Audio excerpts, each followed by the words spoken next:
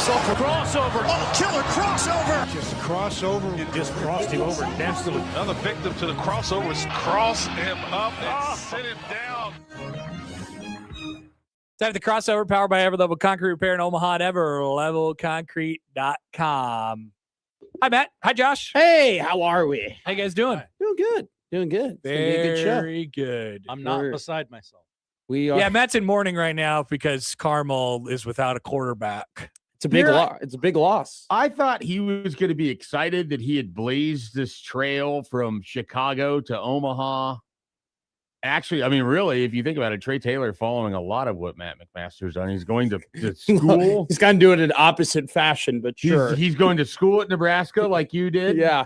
And then he came early for what you would argue is job opportunity. Yes. That would you have considered last year a red shirt year? For me? Yeah. Was there ever a time where you were commuting from Lincoln to Omaha? Yeah, there was a whole Interesting. month. Interesting. Another corollary. Yeah. I did a whole month of living in I moved to Lincoln to my buddy's house on December 6th. And I commuted all the way up until January 3rd from Lincoln to here. Wow. Would you say that you are 1620 the zone's Trey Taylor, or Trey Taylor is Nebraska's Matt McMaster? Well, somebody did it first. Yeah, I would say that the latter. He's probably me. You know, he'll probably come out and have his first year, have some really good moments, have some befuddling moments. We called it a red shirt year, and then get a different coaching staff around him. Probably. Matt Rule's getting a new coaching staff. Get a new quarterback. I don't know if it'll be him. New quarterbacks. Would it be more that he is new quarterbacks coach change positions for this to be? Oh, sure. Yeah. I think he'll I think you could say the apparatus around him gets a little bit. It changes. Yeah, it just changes. He just gets put into a different situation where maybe you hope he does better. You know. We're gonna try something. We're gonna try something different. I don't know if it's gonna work. We're gonna try it. We're gonna try it. You are right. So I didn't realize you had such an affinity for all of the Chicago area Catholic high schools. Jason McKee's the coach of Carmel, and we're not friends or anything like that. But you call him J-Mac, you must be pretty cool. Well, that seems like you're on a. That's what he's known by. That's what he goes as. So he's like the sideline reporter for the Bears. So he's like Bomac. Yeah, basically, like no one calls him Jason or Coach McKee. They call him J-Mac. You know, he's like Bomac. Yeah. I've met him multiple times. Really good guy. You know, Carmel historically has been just a very middling program, and I think they've only won 8 games. Like I looked the stat up, it was like they've only won 8 or more games once in the last 9 years. And then last year they went on the road and they beat Loyola Academy with Trey Taylor, which is like one of their best wins of all time. Oh, Loyola Academy was like the 3-time state Matt champion. was filling me in on all of this last May because I sat in to do a show right after he committed, and then he was making predictions on how many wins they would have. How'd they do? Yeah, they did great. I mean, they beat teams and took teams to the wire. They go to the playoffs? Yeah, they did go to the playoffs. They lost in the quarters, I believe. I'm sure they lost to a powerhouse. They lost to West Charles, which is typically a pretty good team. But they like Millard South. Well, no, there's no corollary between here's Carmel and Millard South. It doesn't seem. Illinois Catholic high school football is incredibly competitive, and there's not just one team that rolls by everybody. Like every year, is in Omaha. Like what about the one that Westerkamp went to? Oh yeah, Montini. So that's the team that Trey Taylor lost to 55-54. It was the game of the year in Illinois. You were impressed with that one time I dropped Montini on you. Yeah, Montini's a football powerhouse, but they're also a wrestling powerhouse. They produce a lot of really. They always Western Stash. No, so Montini, he lost Providence, Montini, who are great teams, but he beat Loyola, and then they beat Normal, and then they lost to St. Charles North. St. Charles North is really good. Well, this year he's going to beat Benson, Millard West, Millard North. They're going to beat everybody. Real murderers row. Yeah. I'm just sad. Burke. I thought it was Westview. I thought it was a really cool story for Carmel Catholic High School, and they are always just mid, and they just had this stud playing for them and having them win football games that they wouldn't imagine that the they would win. SEC comes calling. Yep, and that's Omaha. So in this case, feel bad for J-Mac. I'm Happy though for Omaha, of course. Trey Taylor's gonna be here. That's gonna be a great story. Millard God, South the Millard South games are going to be. they're gonna be loaded, man. They're gonna be. How Catch many me. years in a row are they not going to have competitive games? Yeah, but I'm not even thinking about the games. I'm thinking about like the Parking. yes, yes. Catch me never at a Millard South game next year. I hope I get an Stamp opportunity. it. I'm going to write on the board. I will not go to a Millard South game next year. I hope I end up announcing. Connor's going to be at a Millard South. I will high school not. football. I will not. You should go. He's really good. I can see him with my eyes on the videos. I went to Battle at the Boneyard. On Were the you video. were you at the Battle at the Boneyard? No, I won't. I went to the 7-on-7 thing. I went there and saw him play. He's awesome. He's awesome. He's really I've seen him throw balls. like he's impressive. I mean, throw it to the boundary, throw it to the field side. I He's got watched really all good that accuracy. on a video. Dude, that back, he had like a back On corner. a video. He had like a back cornered field side pylon throw to Hudson, and it was just gorgeous. And I was just like, this is ridiculous. I literally told somebody I can make this Look, work if, now. if I Ahmad, watched that throw on a video. I go, he's already a better deep ball thrower than Dylan. if Ahmad Hudson Seriously. ends up at Millard South, it's Oh over. my God. Now we're That'd be talking. wild. Now we're talking. Then you're talking about Millard South basketball on top of it. That's true. That I would happen. still wouldn't go to any Millard South games, but I'd be more interested in that at that point. I'd be willing to fight the traffic and the parking if it was Trey Taylor and Ahmad Hudson at Millard South. Look, it's one of Which those. it is 2026. You know, you never know. It could happen. It's one of those things where the ESCC just means a lot to me. You know, Eastern Suburban Catholic Conference, I get it. and it just I don't lot. get it. Meanwhile, here in Omaha, we're inching closer all. and closer to a like top 25 player draft every year as high school seniors. Where will they go to school? yeah. Certainly not their home school. There's like a lottery system. Yeah. It's like a Probably. Rule 5 thing. Oh you my can, God. You can protect these players. Can I volunteer to be who's like the, if Brian got You're what already if- running the draft. No, I want to be Mark Tatum for the lottery. You know, the deputy commissioner who like put, you know, he that's his thing. He reveals. yeah. I want to be the Mark Tatum of Omaha high school. That's football. great. You could do it. I just wonder what would happen if Trey Taylor went to Brian. You want him to go to a not a great Yeah, I team. want him to go to Benson, see. Brian, and Any of the Lincoln schools. Yeah, any- put him on North. I think it'd be interesting to put him on North Star. It'd be funny. They have a good- North Star was kind of okay. yeah, right? they won a playoff game this year. All right. All right. Yeah, Not that'd be. all right. What if you put him on like a decent Lincoln team as opposed to the superstar Millard South Patriots? So that's every team in Lincoln, like decent, right? East, Southwest, Southeast, they're all fine. Yeah, pretty much. Northeast, usually Northeast not is the very one good. that would be the similarities There we go. to Trey Taylor Benson or to Northeast. Hi, my name's Trey Taylor, and in honor of Bennington being promoted to Class A, I'd like to announce that I will be the next Badger quarterback. Whoa! Oh, That would be great for my community. What about Elkhorn North? We need to get more people to Elkhorn North. Have you heard about the 7 Brew? It's right there.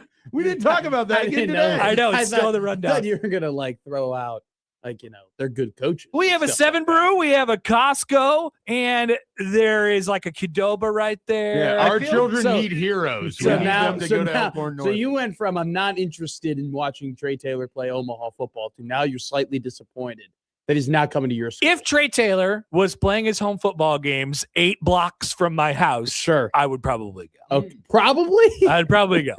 Parking wouldldn't be an issue. You're still at probably. I feel bad for all the local news reporters that Oh have to God.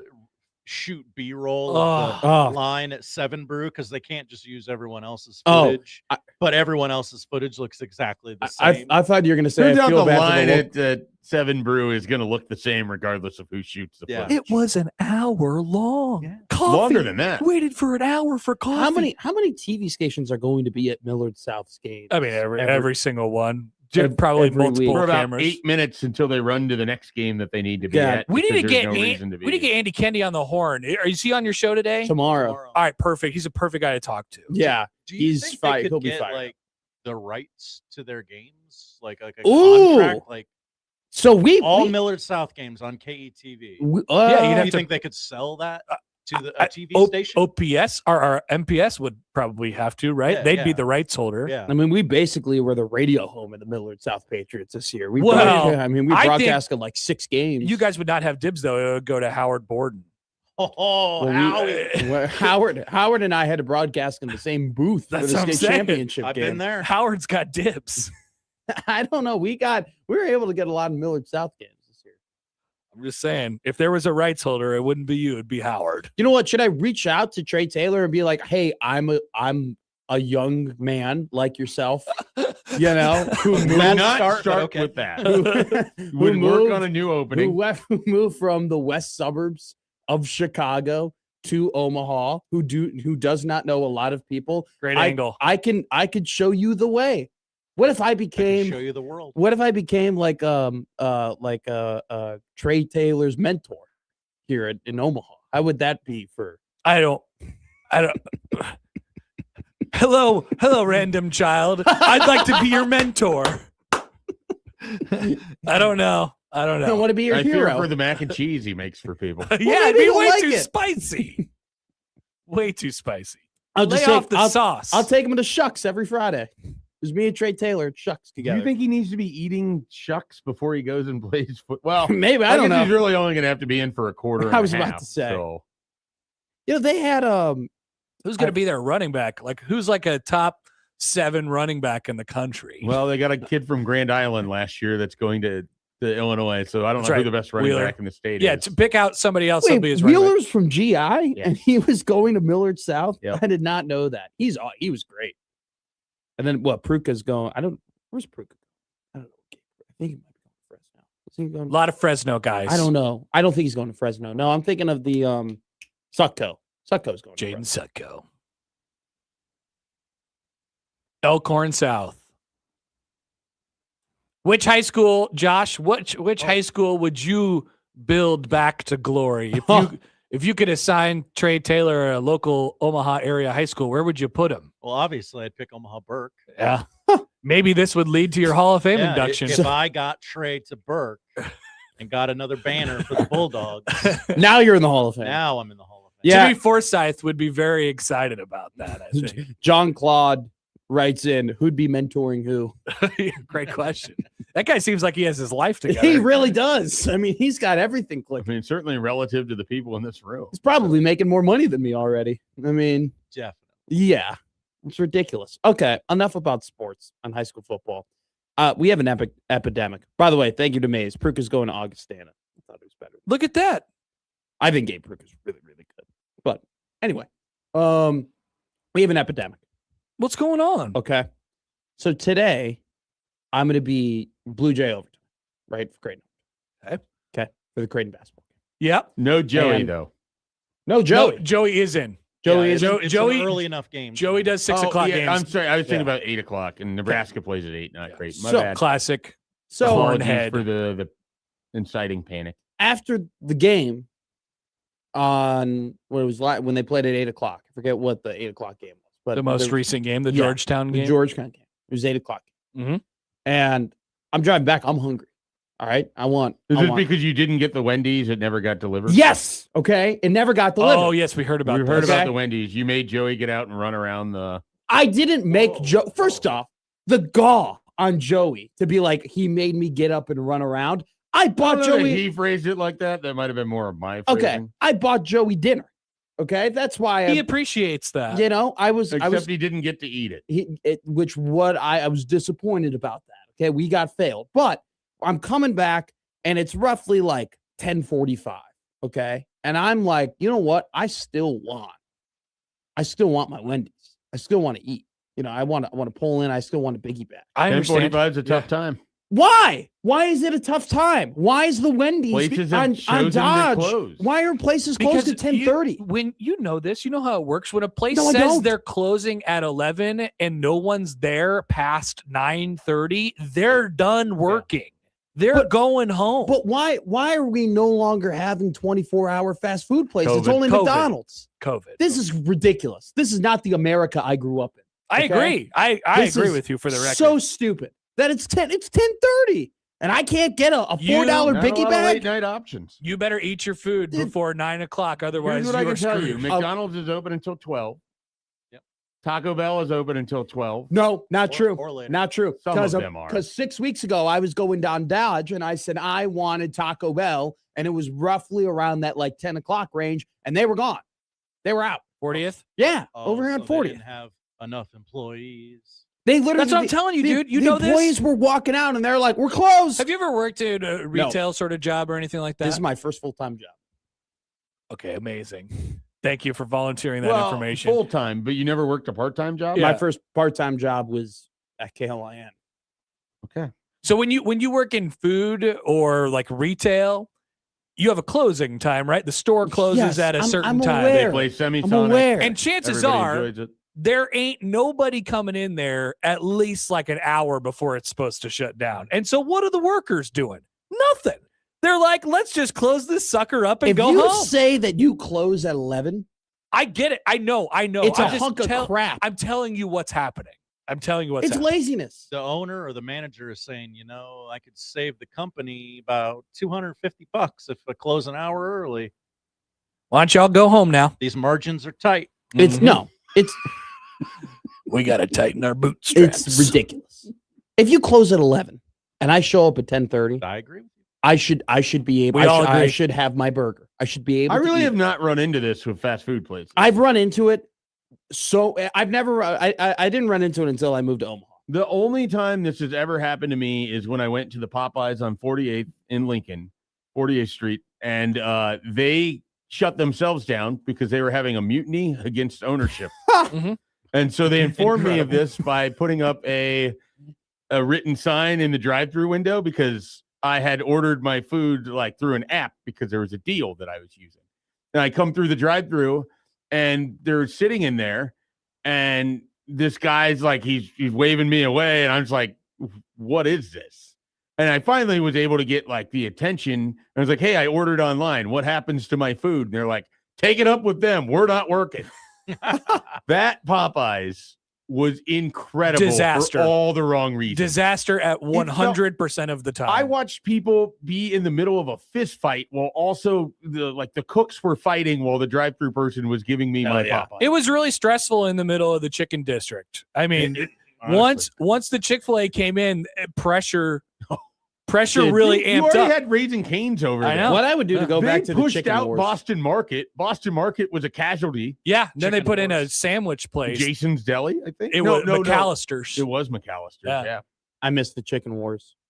The chicken Yeah, when wars. everybody chicken came out with the district chicken was- sandwich. Yeah, the chicken wars were peak. The Existence. ticket being in the heart of the chicken district was pretty fantastic. It was. It was one of those things that you just can't recapture, of just Popeyes versus Chick-fil-A. I think I've Versus only ever Raising had the Cane's. Popeyes chicken sandwich maybe once or twice. Me too. And I wasn't. And I think I was okay. I You remember. never talked about chicken bacon ranch, by the way. Oh yeah, that's That true. was I think on it's our great. rundown. I'd like to talk about Are we it. saving that for tomorrow, or do you want to talk about it now? Because we're talking about chicken. You know what? Perfect spot right I here. had the Popeyes chicken sandwich, and I only had it once, and I didn't dislike it, but I never was like, wow. I found it to be too gluttonous. Most It was huge. it's a big chicken sandwich. Most of the But you love What in the food. I don't like world? when the sandwich the sandwich is needlessly the size of my head. I don't- only I to don't- take I the don't- picture and put it on Facebook and say, "Look, this sandwich is big." See, it's not that big. It's not that big. It's It's really not. I'm It's saying really I'm not that speaking big. in generalities. It's not now. a burger in Vegas. Like I see burgers from Vegas. Those are That's what over. I'm saying. I'm It's speaking not a pork overly big. tenderloin from Indiana either. I am Yeah. speaking in generalities now. I'm Okay. saying All I right, don't like McMaster. when places do that. I agree with that, but And it happens more than I would like. See, Make here's- a good does chicken sandwich. Yes, I see giant chicken But I- sandwiches all the time. But I feel like They're that's not that big. but that's their gimmick. Like the place that you go I to know. who I who hate does, the gimmick. but you can avoid those places. Now I you do. know the steroids that they're putting in the chicken are for good measure. Yes. It's a giant chicken. It's inedible. That is not Not the true. Popeyes chicken Gotta sandwich. unhinge Now, your jaw. You way overshot this. I'll tell you this. So I currently right now am dealing with life's very underrated injuries currently. I have a split lip. Okay. Dude, same. I stabbed myself on a Jimmy John sandwich. Okay. What? Yep. Mine is just because the weather is cold and That's I don't put why lipstick it why. happened. Yeah. Okay. Everyone is dealing with the dryness of January, Dude. and not the fun dry January. That's where you not just sit fun out at all. drinking. That's not fun. None of them are fun. None of them are fun. No dry Yeah. Januaries are enjoyable, which is why I don't participate in either of them. Let me see your little split lip there. Oh, you're straight in the middle. I'm straight in the middle. Yeah, yesterday So- I put a Jimmy John sandwich into my mouth and I stabbed myself. Ugh.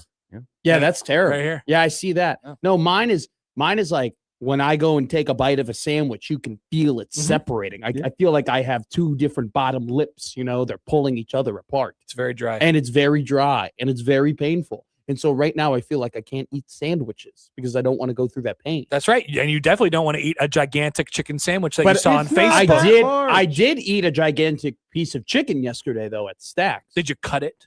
The big one I did, yeah. But then I got to the point where you just start scraping off. I'll say this. I shouldn't have to cut a sandwich to eat it. I want the sandwich to be handheld. I The agree. last time you and I ate sandwiches together, it was cut, and you offered no complaints.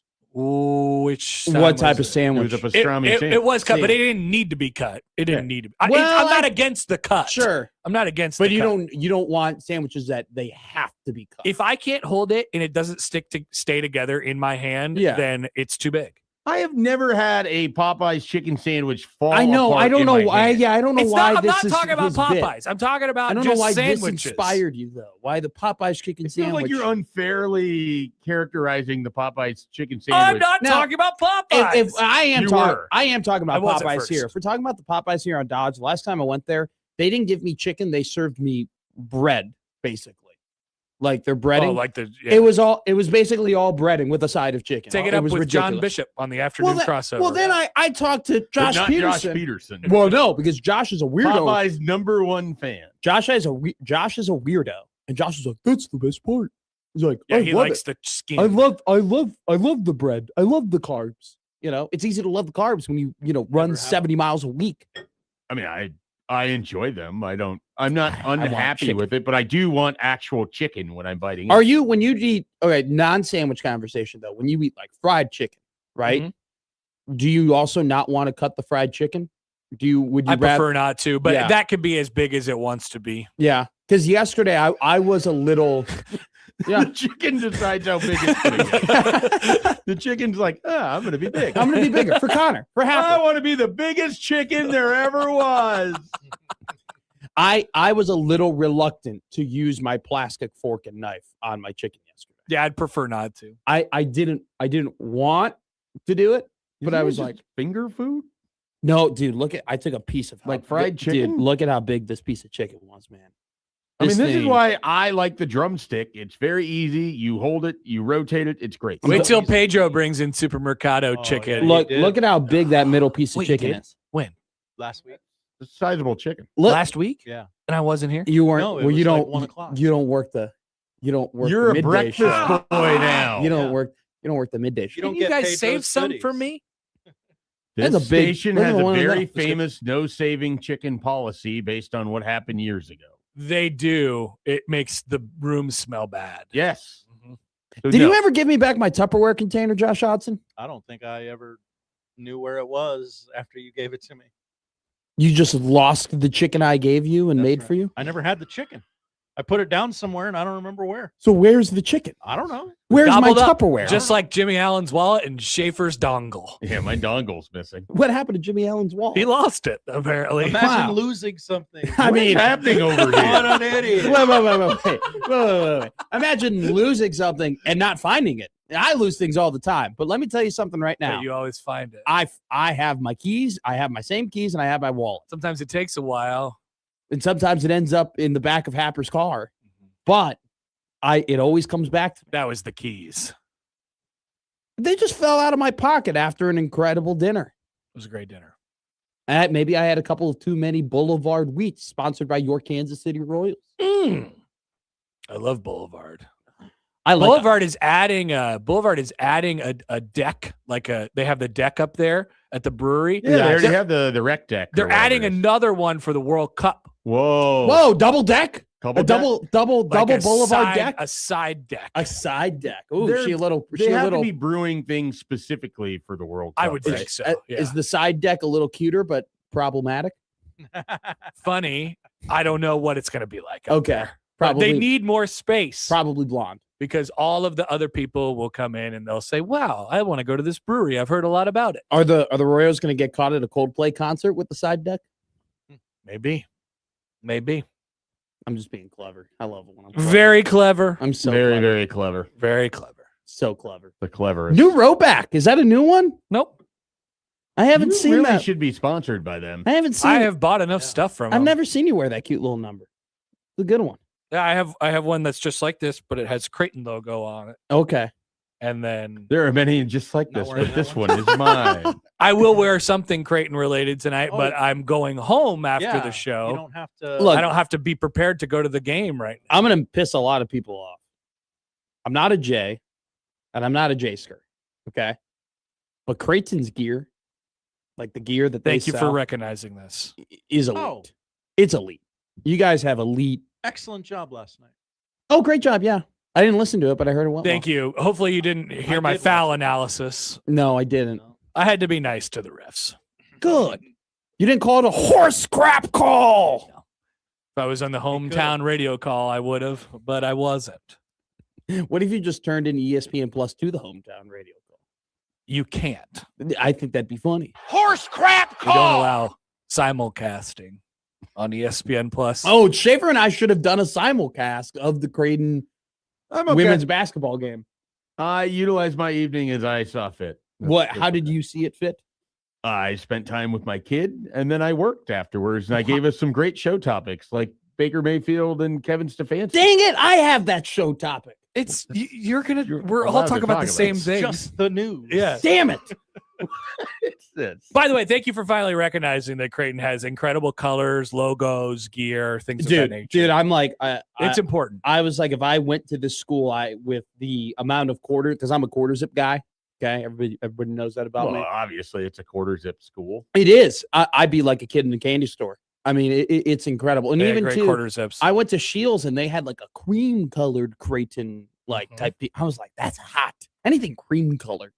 You know, I'd love Nebraska to utilize more cream Famously, In- scarlet and cream. in their apparel. and you yet know? I don't see them Ever. wearing cream. Ever. They never cream it need up. more cream. Yeah. We do Cream need more team. cream. Yeah, I mean, it'd be great. That little beige, get the Some- cursive. I Get the just- There's a cursive fair amount Nebraska. of fair amount of old Herbie with cream related. Yeah.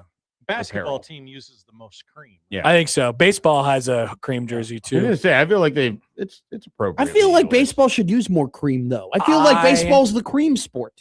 I just love the color blue. I just think blue is a great color. Yeah, but like, I don't know. I'm kind of out on baby blue. Really? That's a take I can support. Too many teams have it. Too many teams are using it. It's become too cool. Like it's overdone. It's like it's honestly like the buffalo chicken version of pizza. Like it's just overdone. Oh, you're speaking to his heart over there. Like the cream, like the baby blue has Yeah, become but the buffalo chicken. Of Can I sports. defend Creighton real quick? In Creighton's case, it is actually one of their colors. It's in the logo. I know, but I'm just saying. It's on their color palette. but like it's a slight little. It's in line. there. It's in there. and they don't Are wear. you saying that buffalo chicken isn't indigenous to pizza? Yes, pizza is Italian. We've used indigenous and gluttonous on this crossover today. That's we like our incredible. vocabulary. That's not pizza. That's something else. It's just it's toppings. It's just it is pizza. Pizza Just is take just guides bread. As soon as you add anything that isn't, It doesn't cheese. belong to the pizza family. It's like some There sort is of a, no pizza. There is no family. pizza it's family. like some sort of a weird like hybrid breed of pizza. It's like, let's take this dog and What and is? Hey, make it I got this dog. Yeah. Sounds I like got- you're anti-evolution. I got a question for you. You just said it's like a hybrid breed of pizza. What is an alternate jersey? Isn't that just a hybrid breed of the team's colors? No, it's like it's in the colorway. It's yeah, it's in the color. chicken can be a topping. It's just an alternate. It's just that's just a different color. Protein, yeah, it's a different protein topping. but it's outside of the Italian community. No, Buffalo chicken. Many Many on things pizza are. are. I'm going to tell you right now, sausage isn't necessarily in the Italian community. Like Italian sauce. There's Italian sausage, then there's other sauce. I agree. You know, I agree. I agree with that take. Yeah. Is breakfast pizza in the Italian community? No. Do you find that to be an abomination? great kind of. question. Yeah. Really? I still will eat it, but You seem like I the don't type find of- it to be pizza. You seem like the type of person that would want to have a full Casey's breakfast pizza. Not a full pizza. Like you're talking about the big round one. Yeah. It's bigger than its head. Yes. I have a slice every once If in a while. I can't hold the pizza in one hand, I don't want to eat it. Look, just because I don't agree with their existence doesn't mean I won't eat it. All right.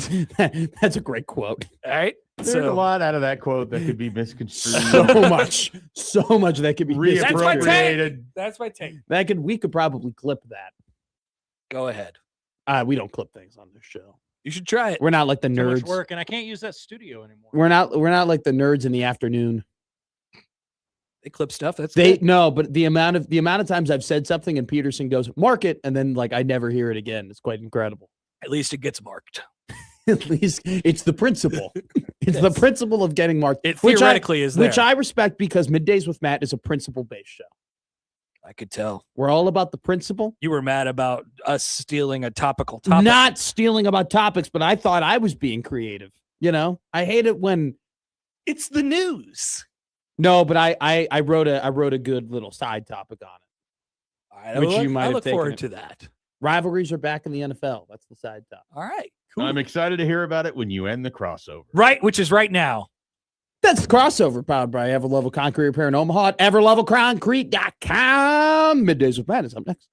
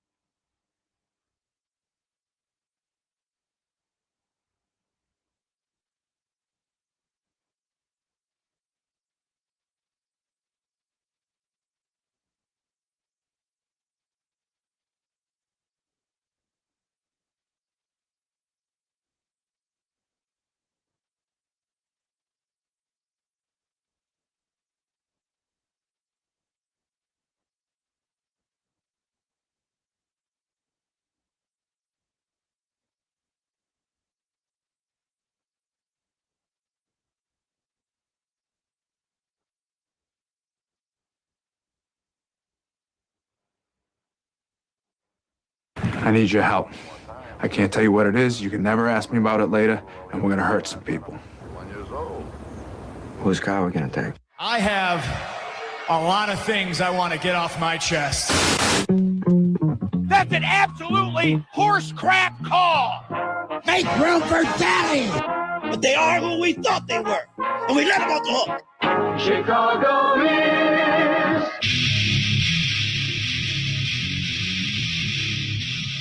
This is Middays with Matt on 1620 The Zone. Middays with Matt here on 1620 The Zone. Josh Odson. I'm Matt McMaster. Still am. I kept we do this thing on Strowmire, by the way, 1620 The Zone TV here. I still have the thing, I'm sad. Okay, I was thinking about this last. Sad. I was thinking about it last night. It's like, am I over the Bears losing in the playoffs yet? I asked that to myself. Sat down for 2 seconds, and do you know what I said? Hell no. No, not even close. We're not even close. Yeah, you probably gotta wait till the season's over at least. You know, typically, like, this would be it was funny. I had a moment of like a weird moment with you yesterday. Oh. Because you mentioned to me about Robert Saleh, right? And how Tennessee Titans going to have some cap space next season. A little bit. Then we went ahead and we looked at like the free agents that are available in the NFL and whatnot, and like who maybe the Titans could acquire. And then it became like, oh, like the Bears could probably target some people, you know, I kind of went into that realm. But I admittingly like haven't dove into what free agency in the NFL is going to look like. And it hit me. I'm like, oh my God. Like typically by this time in the middle of January, like I can tell you all the people that I want, all the people that I need to cut, all the people that like, all right, he's going to go here and he's going to do this and this. Dude, my team has been so good this year where I've just been completely distracted by it. Like I have not been able to dive into NFL free agency and fully tell you what the outlook of the league is going to be. It's a good spot to be. It's a weird. Is this how other people operate though? Because typically I was the guy in November looking at the mock drafts and looking at the cap space and being like, how can we make this crap team not crap anymore? This is like this has been a weird year when I've been adjusting to having a franchise that actually understands how to operate and to win football games. So I hope everybody has that feeling out there one day. Shout out Giants fans. You might be able to do it. Also, not shout out, though, to Raiders fans. We're going to talk about that today. Mike McDaniel, the new offensive coordinator of the Los Angeles Chargers. Congratulations to Josh Herbert. Oh, boy.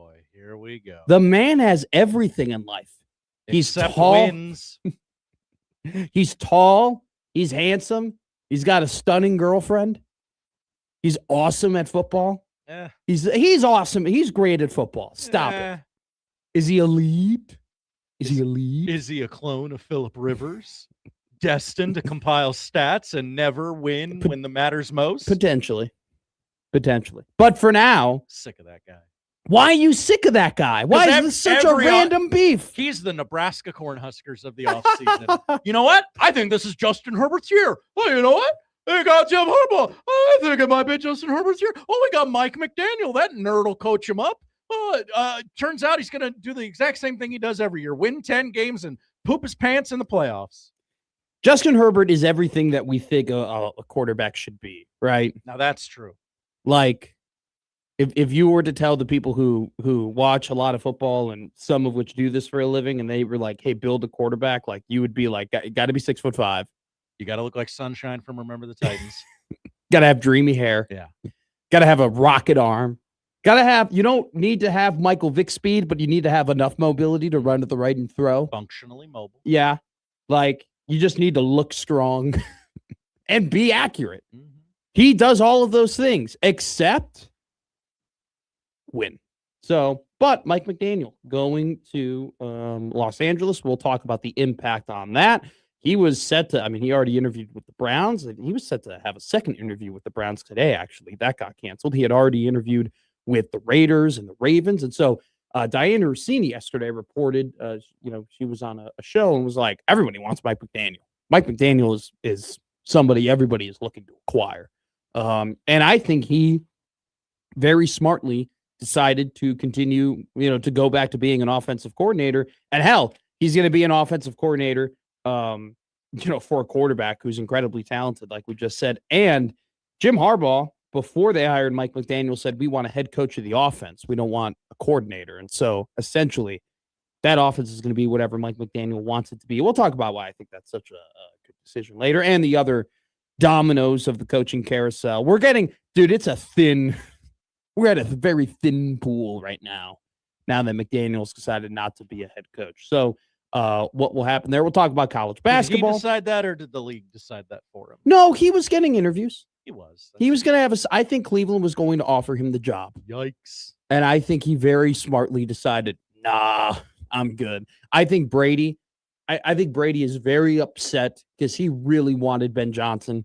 And I think Brady is incredibly upset that he missed out on having the sexy offensive coach. And so he potentially wanted to do that again. And now he's missed out on that again, which we might have to have some speaks about how that operation is being run, because they got a get out of jail free card from last season. But boy, was it a disaster. And this head coaching search has not gone the way that maybe they've wanted it to go. So we should talk about the Raiders and the fact that they've only made the playoffs twice since 2002. That's your lifetime. One of which Derek Carr broke his leg. And then they made the playoffs, and then they lost that game. So there you go. Raiders are a mess. Who cares? A lot of people do, actually. We'll talk about college basketball. Big night yesterday. Big night. Can you imagine starting the season 16-0 and then losing 3 games in a row? Couldn't be me.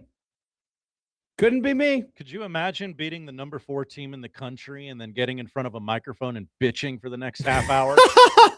That's Mick Cronin, though. Couldn't be me. That's Mick. That's what Mick does. That's his gimmick, all right? Being a miserable POS yes. is your gimmick? Yes, Bad exactly. Gimmick. I get it. That's his gimmick. But Literally talked about Donovan Dent as if he didn't score 23 points and led his team to the victory. He had 13 assists, too. So, yeah, I told Donovan, what are you going to do, stand around and have your last year of college just go right by you? Wild. Big Ten's got us on the road half the time. What? Are we on the road half the time? We should play home games, too. Only half our games They are did home beat games. Penn State on the road, but then he's bitching and moaning and complaining about losing to Ohio State, which, by the way, We had to play twice in 1 week. We're UCLA. By the way, very, very sneakily, Ohio State 13-5, 5-3 in the Big Ten. Jake Diebler doing a pretty good job. Bruce Thornton had 23 points yesterday. Win over Minnesota. We'll talk about. I was reading some tweets, in particularly from our friend Jacob Bigelow. And it got me. Bigelow, like he always does, sparked some thoughts that I have about the Big Ten, because Big Ten isn't just becoming a dominant football conference. They're becoming a dominant sport conference. Only 2 conferences in basketball have 11 teams in the top 50 in the net ranking, the Big Ten and the SEC. So they're having a really good year. We'll talk about Vanderbilt. Miami of Ohio won again.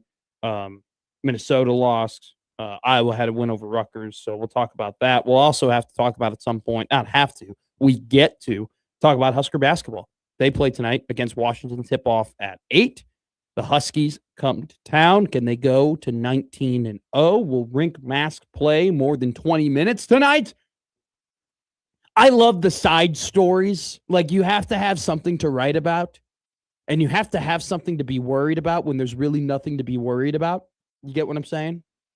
I follow. Like you need to find a little bit of a ooh story, like a little bit of what's going on, even though everything is going great. Rink Mask very, very famously at this point, or maybe infamously, hasn't played more than 20 minutes in the last few games. Fred Hoiberg said, "Nah, he's in shape. He's good. We're being cautious with him," which is a very, very sweet way of saying we really haven't needed him the last 2 games.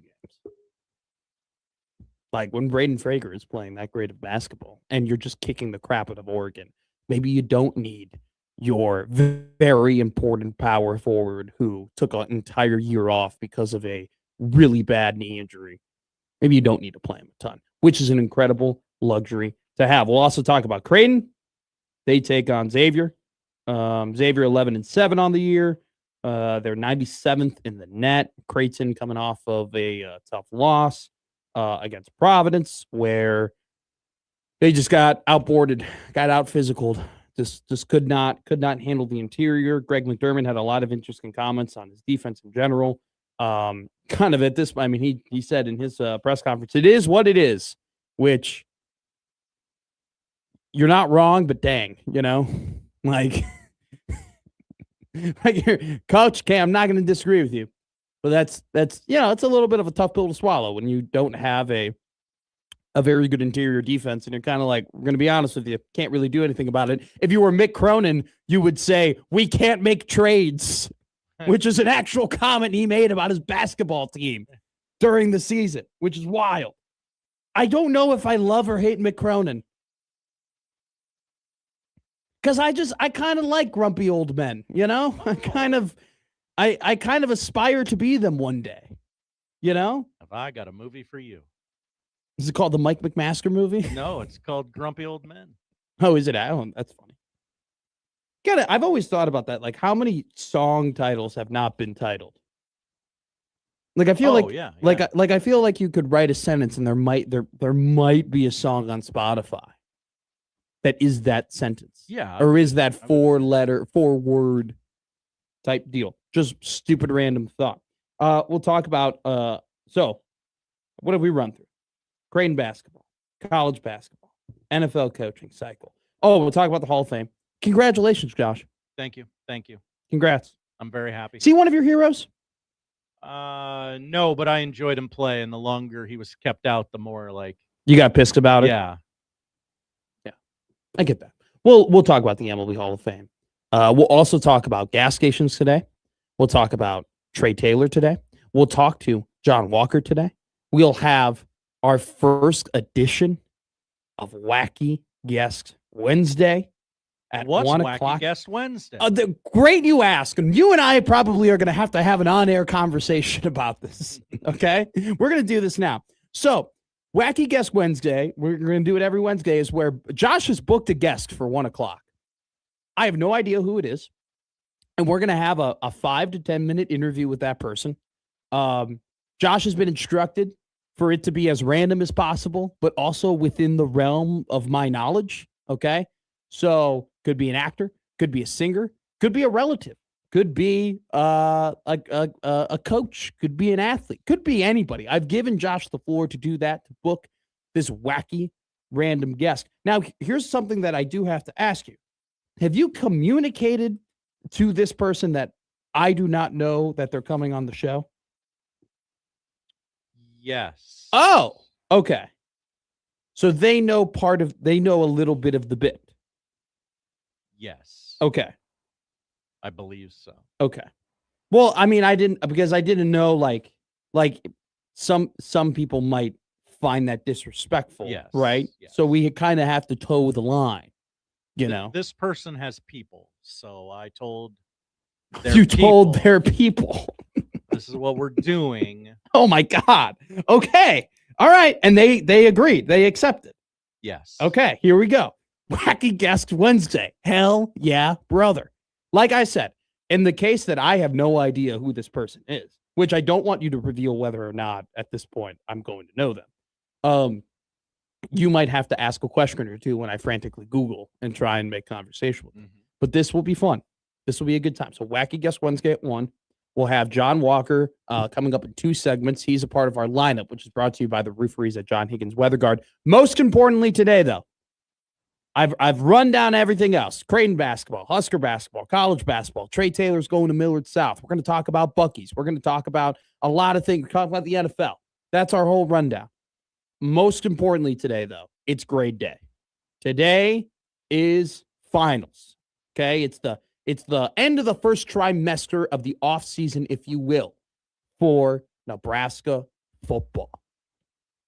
The deadline to enroll was yesterday. Now, there could be a creative, sneaky addition to this football roster, maybe in the summer, maybe when school's over. We will see. Crazy things can happen, okay? Crazy things are happening in college football, but we have kind of rolled through this first big part of the offseason for Nebraska football. I want your overall grade. Email me, Matt at 1620 The Zone, Josh O at 1620 The Zone. Email us your grades on Nebraska football's offseason to this point. What do you think of their additions? What do you think of their coaching hires? What do you think of the coaches that left, right? Mike Eckler, officially gone, officially on his way to USC. That's kind of it. He's done. They're going to have to figure out who their next special teams coordinators are. Take that all into account. Do you like the players they brought in? Do you like the quarterback they brought in? Do you like the linebackers they brought in? Do you like what they did on the offensive line? How do you feel about Jeep Wade? How do you feel about Lonnie Teasy? How do you feel about Rob Orch? Right?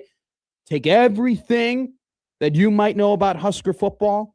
Also add in the hopes you had for the beginning of the offseason. Also add in what you think they should have added and whether or not they put that in there. Send me a grade, A through F, for those who don't know how grades work. So we'll hit all of that today and then some here on Middays with Matt. Coming up next, we'll talk about college basketball on 1620 The Zone.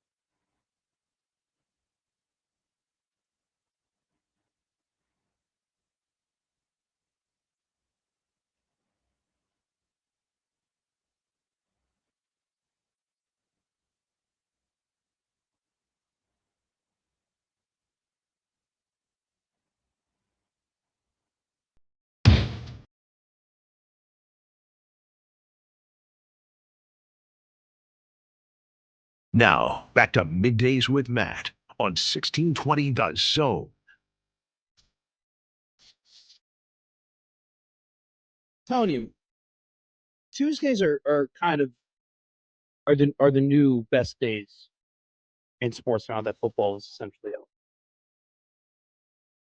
Maybe that's my I don't know, like I don't know how many people agree with me on that. But if you love college basketball, it just seems like the last couple of Tuesdays, man, we've just had banger after banger. Just had really good matchups. Couple of takeaways from yesterday's. First off, Vanderbilt is doing what I think a lot of people thought might happen to Nebraska. Started the season 16-0. They've now are firmly into conference play. They've lost their last 3 games against Texas, Florida, and then yesterday against Arkansas. They shot under 40% against Texas, lost that game, shot under 40% yesterday against Arkansas. They lost that game. Arkansas scored 93 points on them in yesterday's contest. The contest before against Florida, they let up 98. Currently, right now, according to Ken Palm, they are the worst team in SEC play. In defensive efficiency and offensive rebounding efficiency. They're getting dominated in the paint. They're having a really, really tough time in the front court, trying to be physical with these very big and athletic SEC basketball teams. Henceforth, why against some of the longer athletic teams in Florida and in Arkansas, they gave up 93 plus points in both contests. So Vanderbilt falling off. Do you know who's not falling off? Nebraska. Miami of Ohio is the answer to that question. They go on the road yesterday to Kent State. You don't just walk into Kent State. You do simply do not just walk into Kent State, Josh Hodson, and win a basketball game. They go to overtime. It took them, so they beat Buffalo over the weekend. It took them 2 buzzer beaters to do it, but they ended up doing it. Yesterday, it took a last-second layup to go ahead and force it into overtime, and then they got to overtime, and that game was over. That's the second time now I've watched a college basketball game where an upset is potentially brewing, but you're like, you gotta kill them in regulation, because if you don't kill them in regulation, you're not getting them in overtime. It happened to Providence and UConn at the AMP. You're like, the Friars have to get him here within 40 minutes, because if they let extra time go, solo ball is going to end this game. Miami of Ohio ended the game. Peter Suter. Okay, Peter Suter. Remember the name. That might be your NCAA tournament darling. He had 27 points yesterday for Miami of Ohio. So keep that on the mind. They now move to 20-0. Here's a takeaway I had from yesterday watching college basketball. Big Ten has some really great coaches. But not some great coaches. It's like become very deep in the coaching department. Yeah. Like very, very deep in the coaching department. Like you got to look pretty far down the line not to find a Big Ten coach that is either one on the rise, or you don't. Sorry, let me correct this. I got to slow down. You don't have to look far to find a Big Ten coach that is either on the rise or has pelts on the wall. And we kind of saw a little bit of all of that yesterday. You know, I think, look, Minnesota's 10-9, but they're on a 4-game losing streak. 3 of those games, though, that they've lost have been either by less than 3 points or less, or in overtime. Nebraska goes to the barn after this Washington game. That's going to be a very tough contest. That's been an incredibly tough place to play. And Nico Medved is legit. Okay, they have not had the record maybe they're hoping for in their first season. But Minnesota, who for the last couple of years has definitely been closer to the struggle bus, been closer to the caboose than the front of the train. These last couple of years, they're giving teams a run for the money. They lost yesterday in overtime to Ohio State, where Drake Diebler, man, like he's another coach where I think a lot of people were kind of questioning when he was retained, and they kept him. You know, at Ohio State. They're 13-5. Bruce Thornton, man, what a player. 23-7-3 yesterday in the win over Minnesota. And then Iowa, 14-5. Ben McCollum, like that guy is going to keep chugging along, don't they? I mean, it's nobody just, talks about him. He is just such a good coach. And it's like, if you were a Big Ten team and you saw him get hired, you immediately kind of go, damn. after what he did at Missouri State and then what after he did at Drake, damn. And you're like hoping that the magic will run out a little bit. You're hoping that he can't possibly do this again. He can't keep getting away. No, with he can't. He cannot just keep transplanting his players from one college to another college and then immediately become competitive. They're doing that now. They beat Rutgers yesterday. They moved to 14-5. Dusty May in Michigan. Our dog of the day. We're now 2-5 in dog of the day. That's not good, Matt. No, but that's the point. The point is that it's supposed to be a bad record because I'm picking underdogs. I don't think that's the way it's supposed to go. It's not favorite of the day. That'd be boring. We're 2-5 in dog of the day. But Indiana, if I just took them straight up, plus 15.5, they would have covered. But Dusty May in Michigan, they're 17-1. They're killing it. Obviously, I don't have to talk too much about Fred Hoiberg. We all know what he's accomplished so far this year. Mick Cronin picked up a big win against Matt Painter and Purdue on John Wooden bobblehead night. No way they could have lost that game, right? That's why it happened. Okay, thank you. I was wondering. Like you can't have John Wooden bobblehead night against the number 4 team in the country and lose. They didn't do that yesterday. Donovan Dent, the New Mexico transfer, finally found his stride. He had a great game, had 23 points, 13 assists, only 2 turnovers. He was awesome.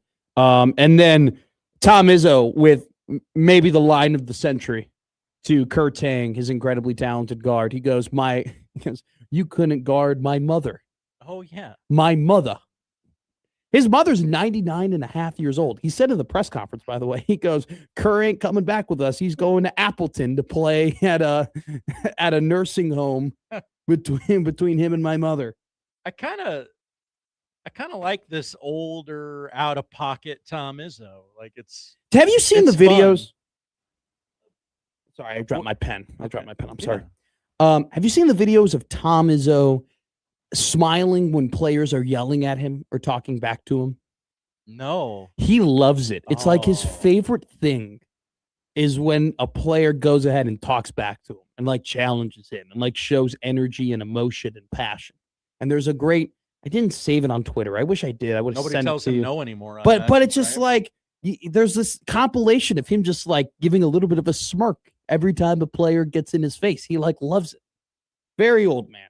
But that's a guy where we talk about the sexy up and coming coaches and Nico Medved, Darren DeVries, Dusty May, who a couple of years ago was coaching for FAU, all these new faces in the Big Ten that are killing it. And then you look at just Tom Izzo, just standing there, still at the top of his game, still having Michigan State play really, really good basketball. They're a very good team. So, pretty fun night in the Big Ten yesterday. Overall, Vanderbilt falling off. Miami of Ohio, they have 9 lives. And big win for UCLA and Purdue. It's been I don't want to call it a struggle bus for UCLA because they've still been very good over the last 2 seasons, but they haven't necessarily reached expectations that they had heading into the year. Hopefully that Purdue win for them kind of flips that around. Coming up next, we're going to talk to the Omaha World Herald's one of their best writers, Jon Walker. Creighton basketball plays tonight, tip-off at 6 o'clock against the Xavier Musketeers, who they absolutely stomped the last time they played them in Cincinnati, Ohio. Creighton looking to bounce back after a tough loss against Providence. Will they do it tonight? We'll talk about it next with Jon Walker here on Middays with Matt.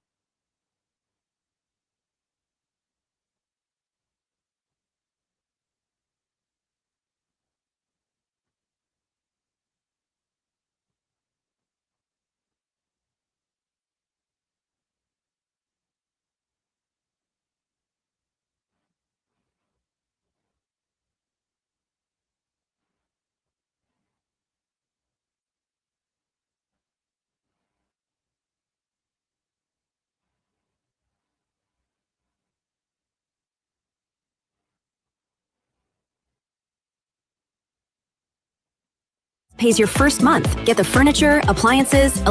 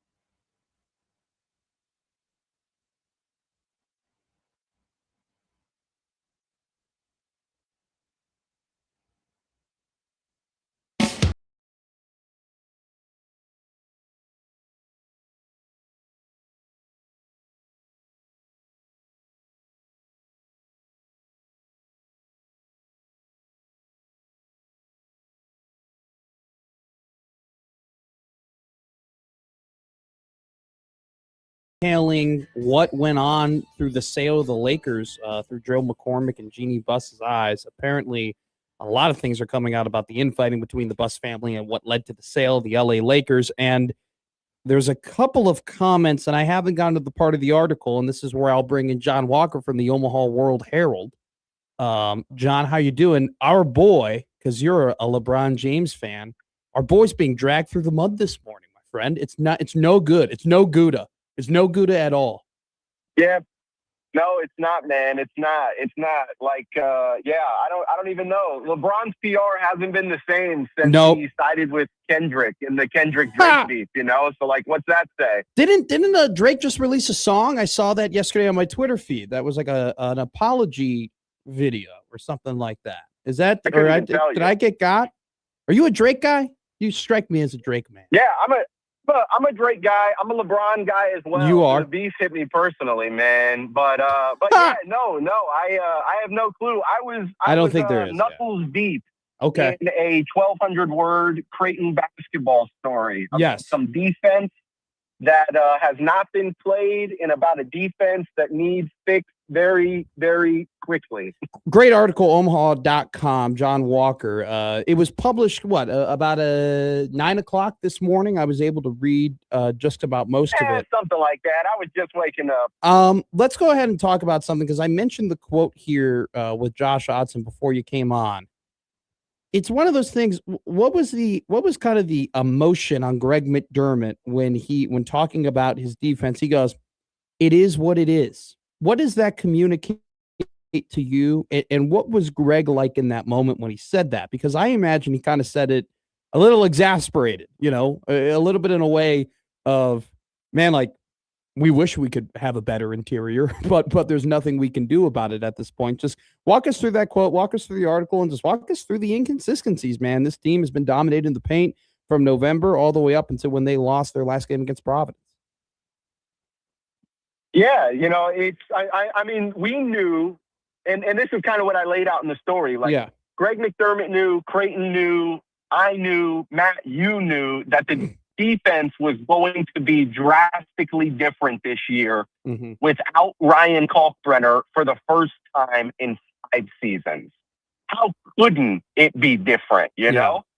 As impactful as a rim protector as Ryan Kalkbrenner was at Creighton and now is with the Charlotte Hornets. So we knew it'd be different.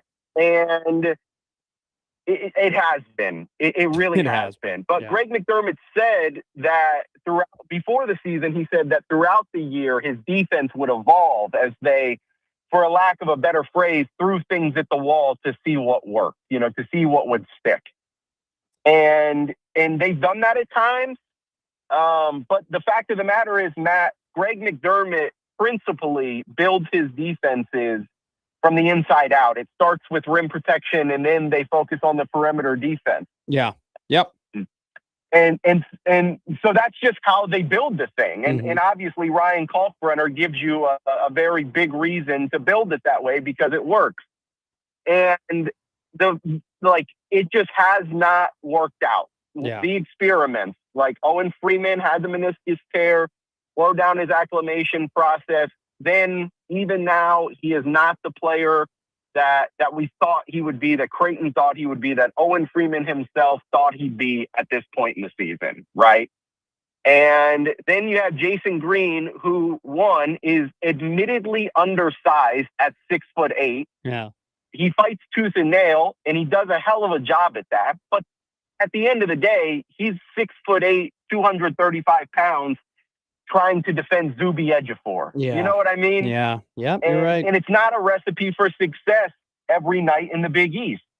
And then you have Kerem Konan, who is still trying to learn a system in what is essentially an entirely different sport from what he played in Europe. And then you throw on top the fact that there is a significant language barrier. Yeah.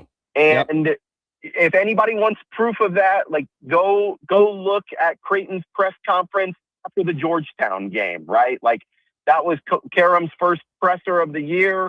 And Greg McDermott had to help him, translate some of the questions, understand digest some of the questions. So, long meandering point, Matt, the rim protection has been such an important part of this defense through the McDermott era, and they have not had that this year. So I asked Greg McDermott yesterday before practice, hey, you said the defense was going to evolve. How have you seen it evolve over the first 19 games? And he said, it's just inconsistent, which is true. Anyone who's watched Creighton basketball this year knows that. And that's when he proceeded to say, it is what it is. There isn't much you can do without rim protection. Yeah. And I think a little bit exasperated, as you said, was exactly right. Because it's like, it literally just is what it is. Yeah, you can't do anything about it. They have the guys. No. Yeah. Like, they have the guys that they have, and they don't have the guys that they don't have. And I've seen a lot of people, in light of the Charles Bediako stuff this morning, say, hey, why don't you give Trey Alexander a call? I need to check on this. Oh. So I'm not 1,000,000% sure, but I don't think Creighton could do that because they brought a full roster into the season. Whoa, wait. This is interesting. You mentioned that. Is that something you think they would look into? I don't know. I really don't.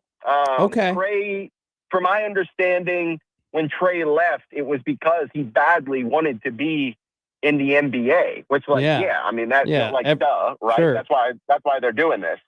But Trey had a burning passion to play in the NBA, and for one reason or another, even though he was G League Rookie of the Year with the Nuggets, like, they waived him, and then he's been with the Pelicans, and he's just still kind of floating in the G League, waiting for some team, maybe the one he's on, maybe a different team, to call him up from the G League, and that just hasn't happened. So I don't know if it's something Creighton would entertain, but I've seen a lot of people say that Creighton should entertain that idea.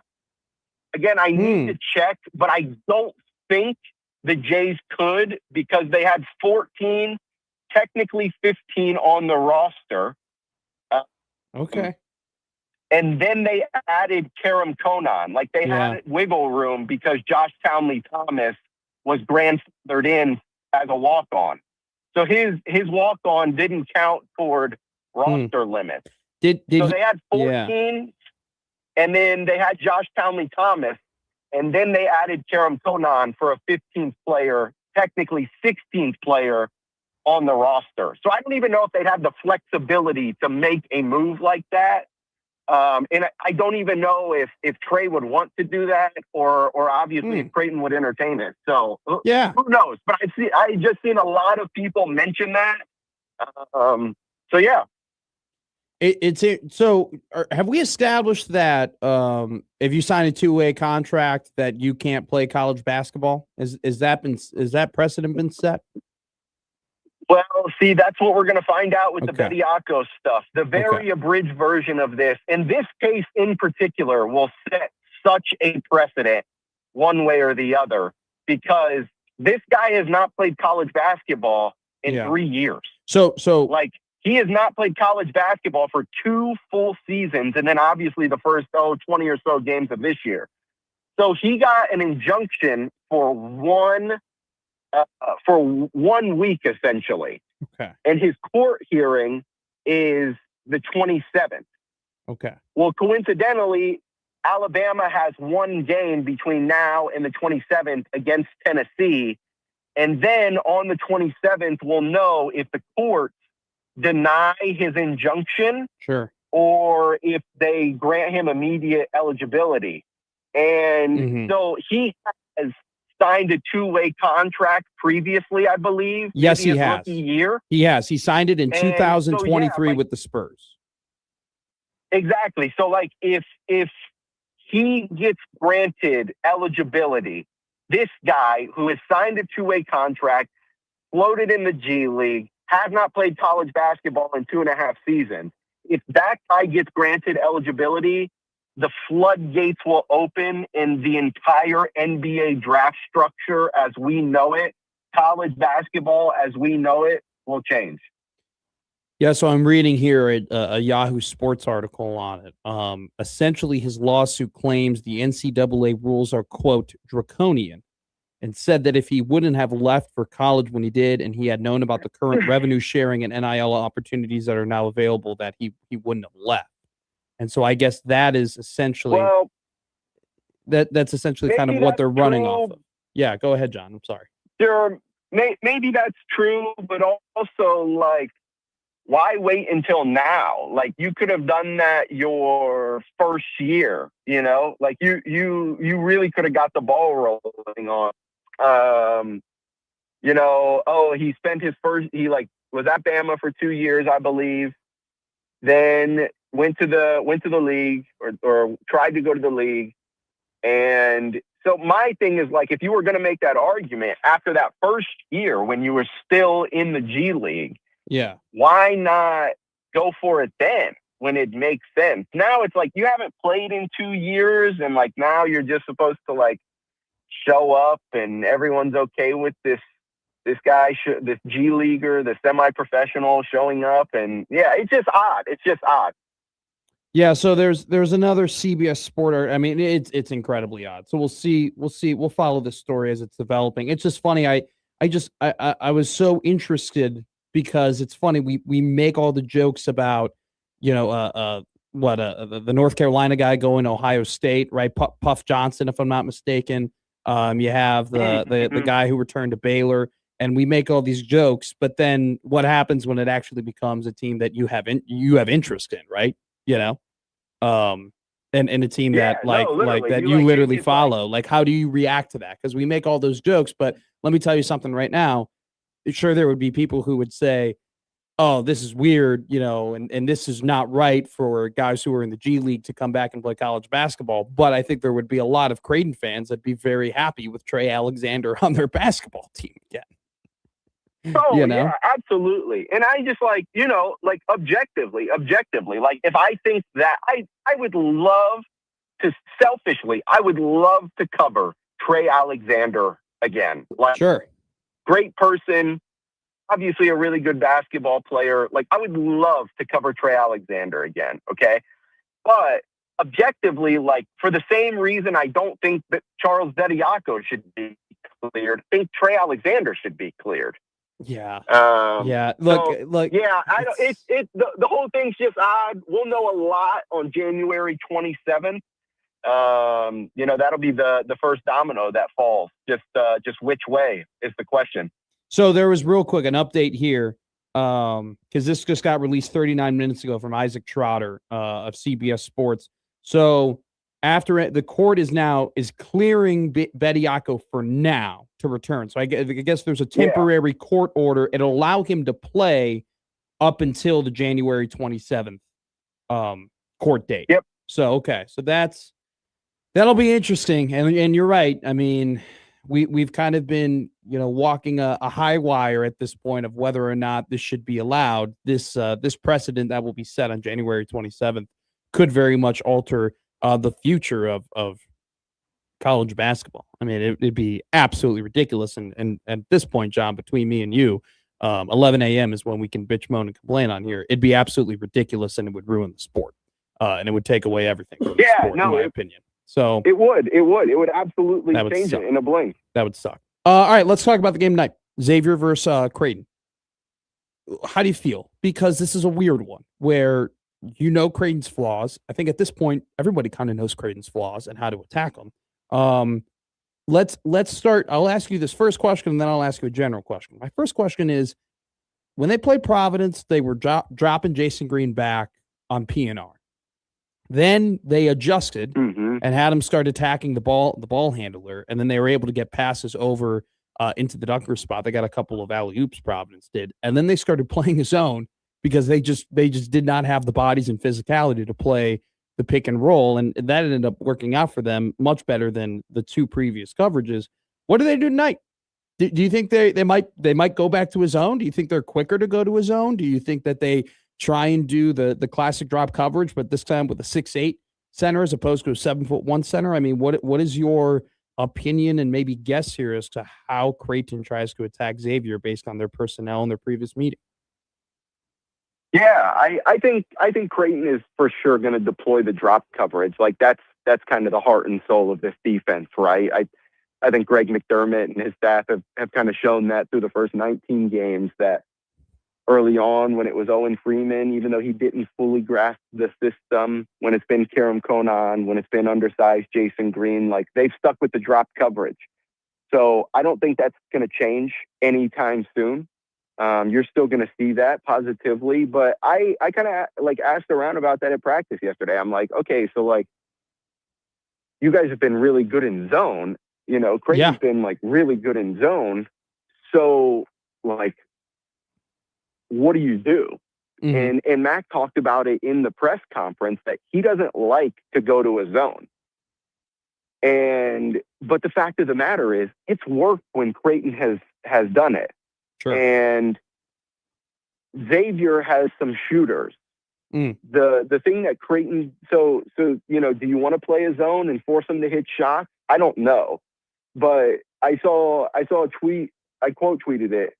Somebody said that like only 6 of the however many shots that Xavier put up in the first meeting were rated like high quality looks, and a lot of that had to do with Creighton's defense, which was really connected and really active at the time. That was right after the starting lineup change. So this defense that was really connected and really active at the time shut down Xavier in transition. Yeah. Like Xavier wants to get out and run, and they are very, very good at it. And Creighton, I think, held them to 11 transition points or in the first meeting. And Xavier will come into Omaha tonight having won 2 in a row. And in those 2 games over Butler and Providence, they had a combined 60+ transition points. So, Creighton really shut down what Xavier wants to do best. And the Jays are going to have to do that tonight, whether they play a zone, whether they stick in the drop coverage, or really whatever else they do. Yeah, I mean, it's going to be a very interesting matchup tonight. In terms of like Xavier responding, like do you? And this might be an elementary question, but the last time these two teams played, Creighton whooped their ass. I mean, Creighton dominated them at home. Do you think that those kind of emotions from either side might affect the game in any way? Of Xavier trying to get their lick back against Creighton and trying to get that honestly bludgeoning back against them?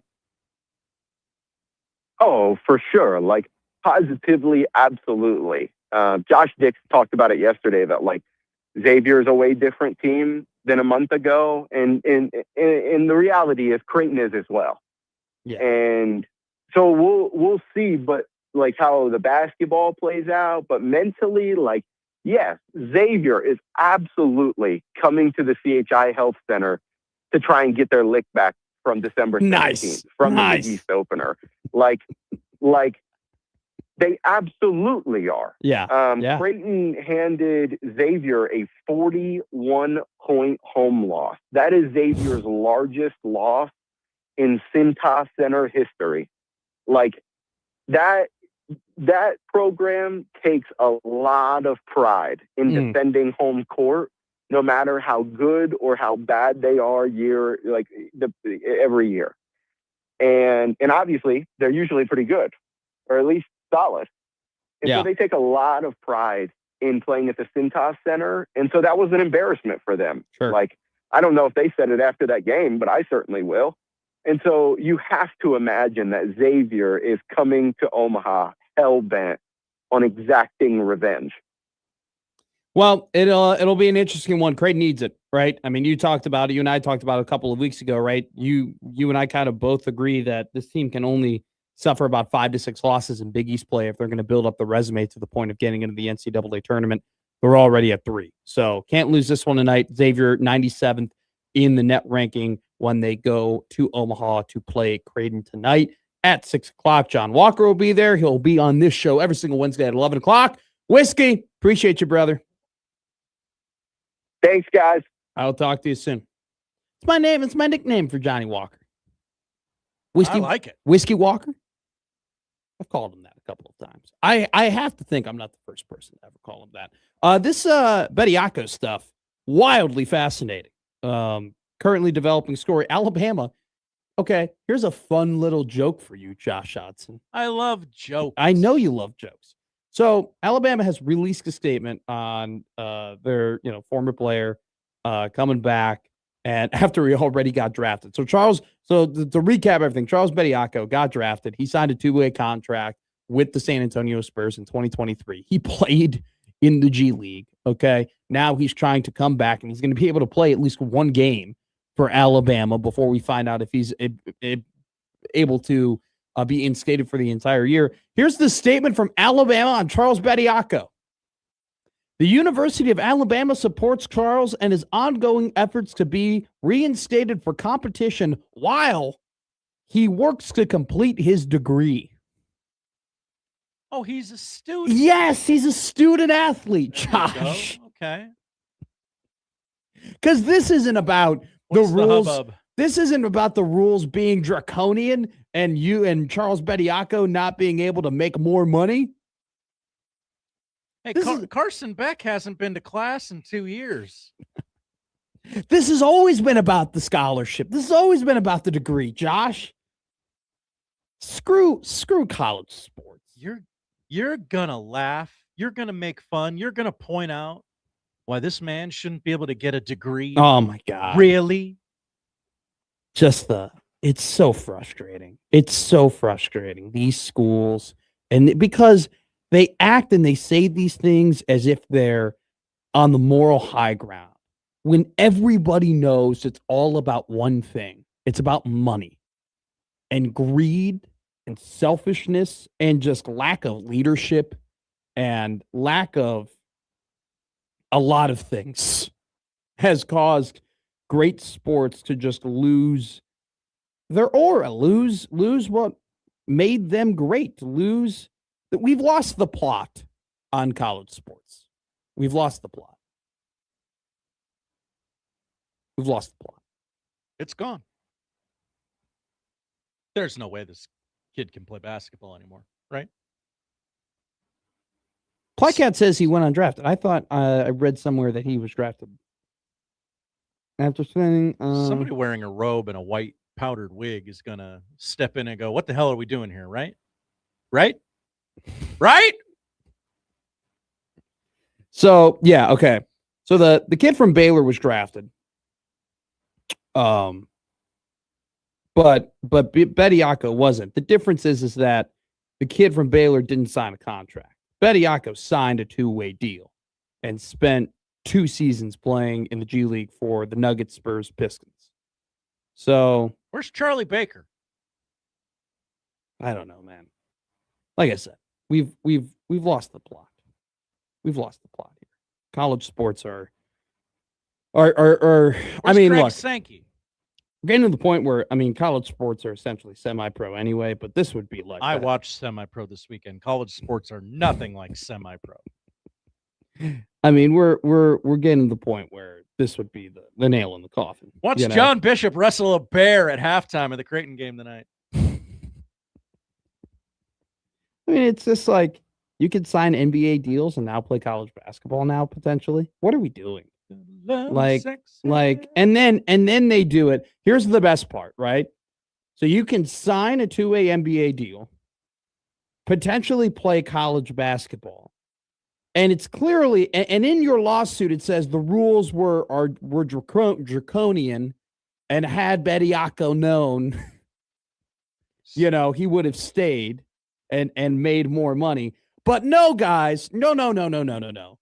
He needs to get his degree. So could you be like in Omaha tonight for Creighton and then like, hey, Mac, I'm going to miss practice tomorrow. I got to be in Maine. We're taking on the Red Claws, which are they a franchise anymore? I don't know. It's just wild when Walker brought up Trey Alexander. Oh, they're the Celtics now. They're the Maine Celtics. Brought up Trey Alexander coming back, like be a lot of Yeah. So James Najee is the guy who got drafted. He never signed a contract. He's back at Baylor. He's got 4 years of eligibility. He was absolutely right, though. We'll laugh at the Alabama kids and the Baylor kids. And we'll say this is stupid and ridiculous, but Alexander. He should be able to. If it's a Creighton guy or if it's a Nebraska guy. It's not even that he should be able to. It's just like, I think there would be plenty of people who'd be like, yeah, like this sucks. This sucks for sports. But first off, what always has mattered is that you weren't the first one to break the rules. Yeah. Good point. No one cares anymore if you break the rules. Just don't be the first one to do it is really the plot, So at this point, if Alabama breaks the rules and Baylor's broken the rules and Ohio State has broken the rules, every other team's gonna be like, hey, we're just playing the game now. This is what the game is. This is what the rules are. If you're gonna do that to win basketball games, we're not going to sit around here and act like we're on the moral high ground, because if we act like we're on the moral high ground, we're going to lose basketball games and we're going to lose our jobs. Hey, we're just trying to keep up with the Joneses. Exactly. That's what it's going to turn into.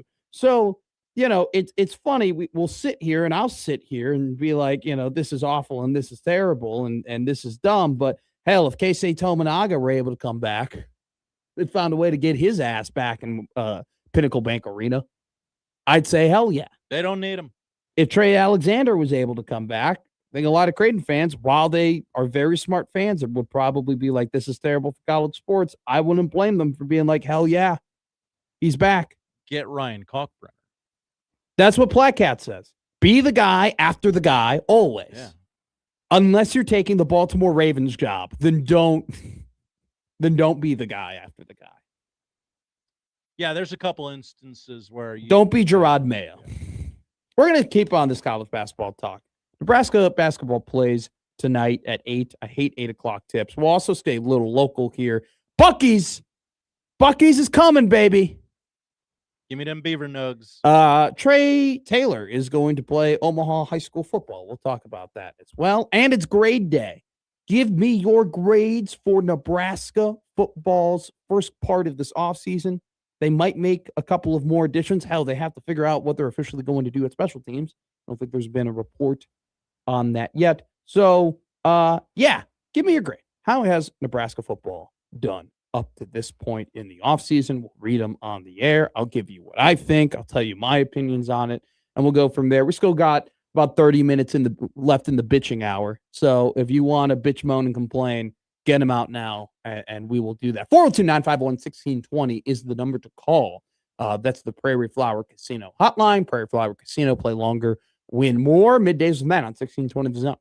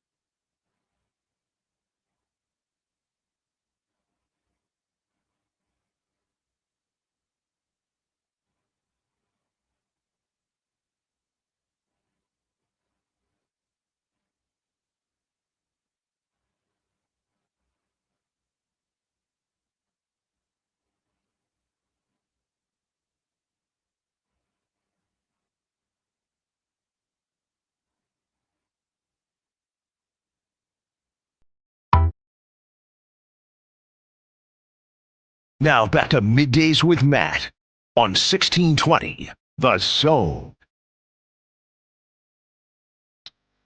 Trying to catch up where everybody's interviewing and stuff like this. It must be exhausting to keep up with the NFL head coaching searches order, because it's a little bit like the transfer portal, where it's like this guy's scheduled to go here and have this second interview, and this guy's scheduled to go here for this interview and all that stuff, and then all of a sudden they commit to somewhere else.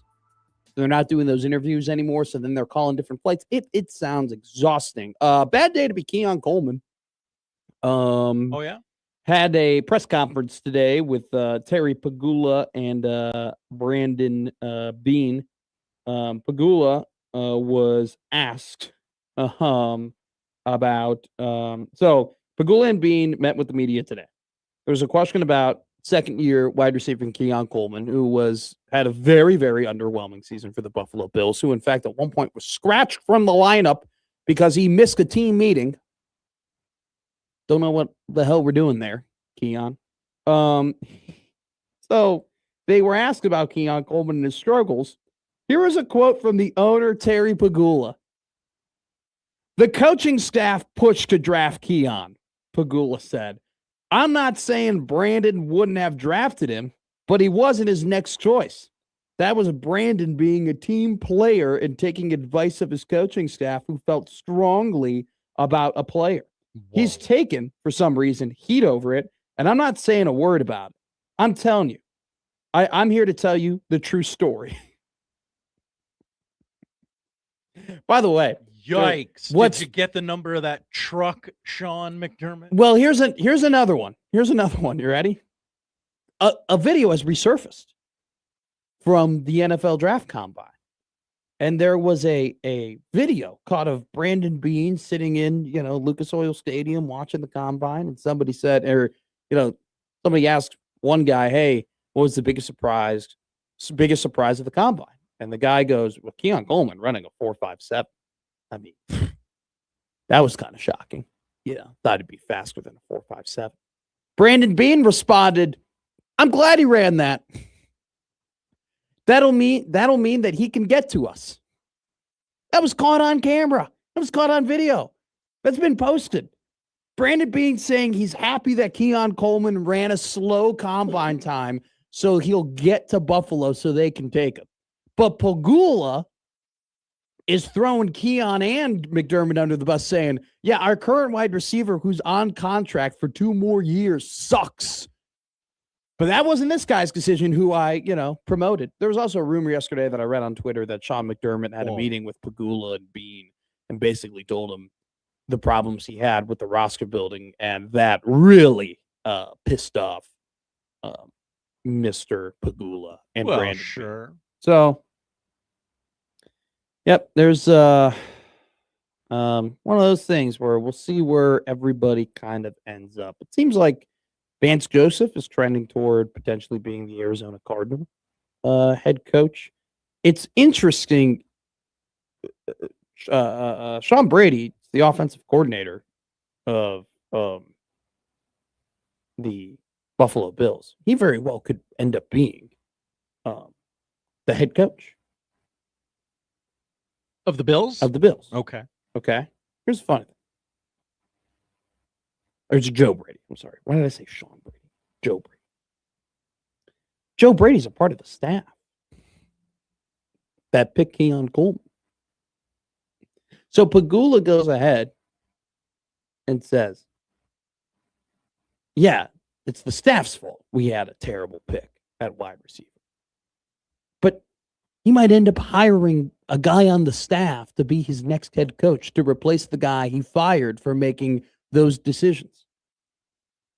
Isn't the NFL the best? Seems like you might want to go in a different direction after saying that. What, Joe Brady or Terry Pegula? Well, which one? Terry might want to go a different direction with the next head coach. Yeah, maybe Joe Brady goes, "Yeah, I'm going to go ahead and grab a job at Baltimore. Get the hell out of this situation with just a weird." Obviously, Terry Pegula thinks the world of Brandon Bean and is willing to give him everything. And also, too, like from a power struggle now perspective between, like, if Brady were to become the head coach. And really, if anybody were to become the head coach of the Buffalo Bills, you know where you stand under the GM.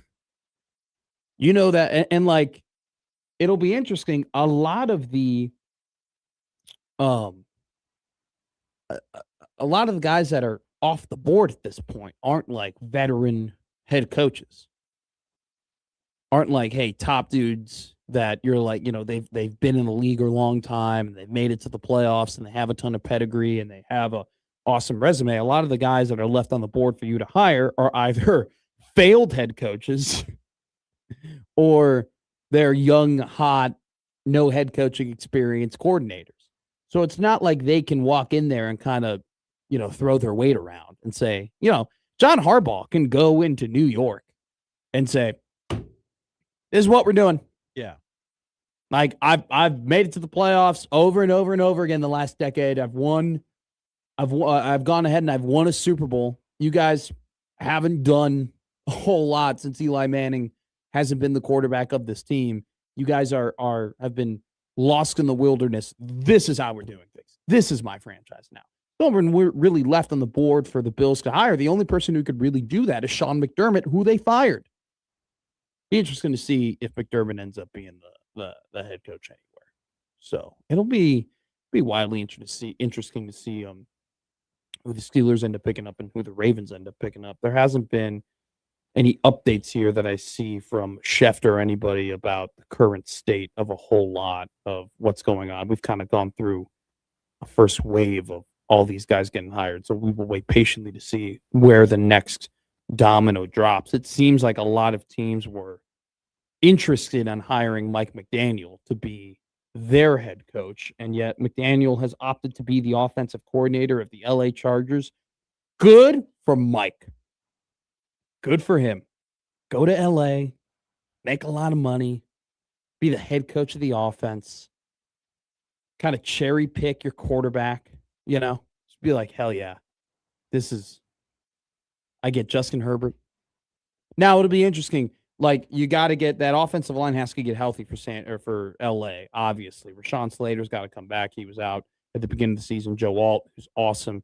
They can get those bookends back and healthy and playing at the same level. What's a very underrated aspect of really a lot of these offenses, right? These offensive head coaches, right? We fall in love with their pass concepts and their personnel and everything like that. But a lot of these great offenses are rooted in running the ball, right? The Bears offense rooted in running the ball. Ben Johnson in Detroit rooted in running the ball.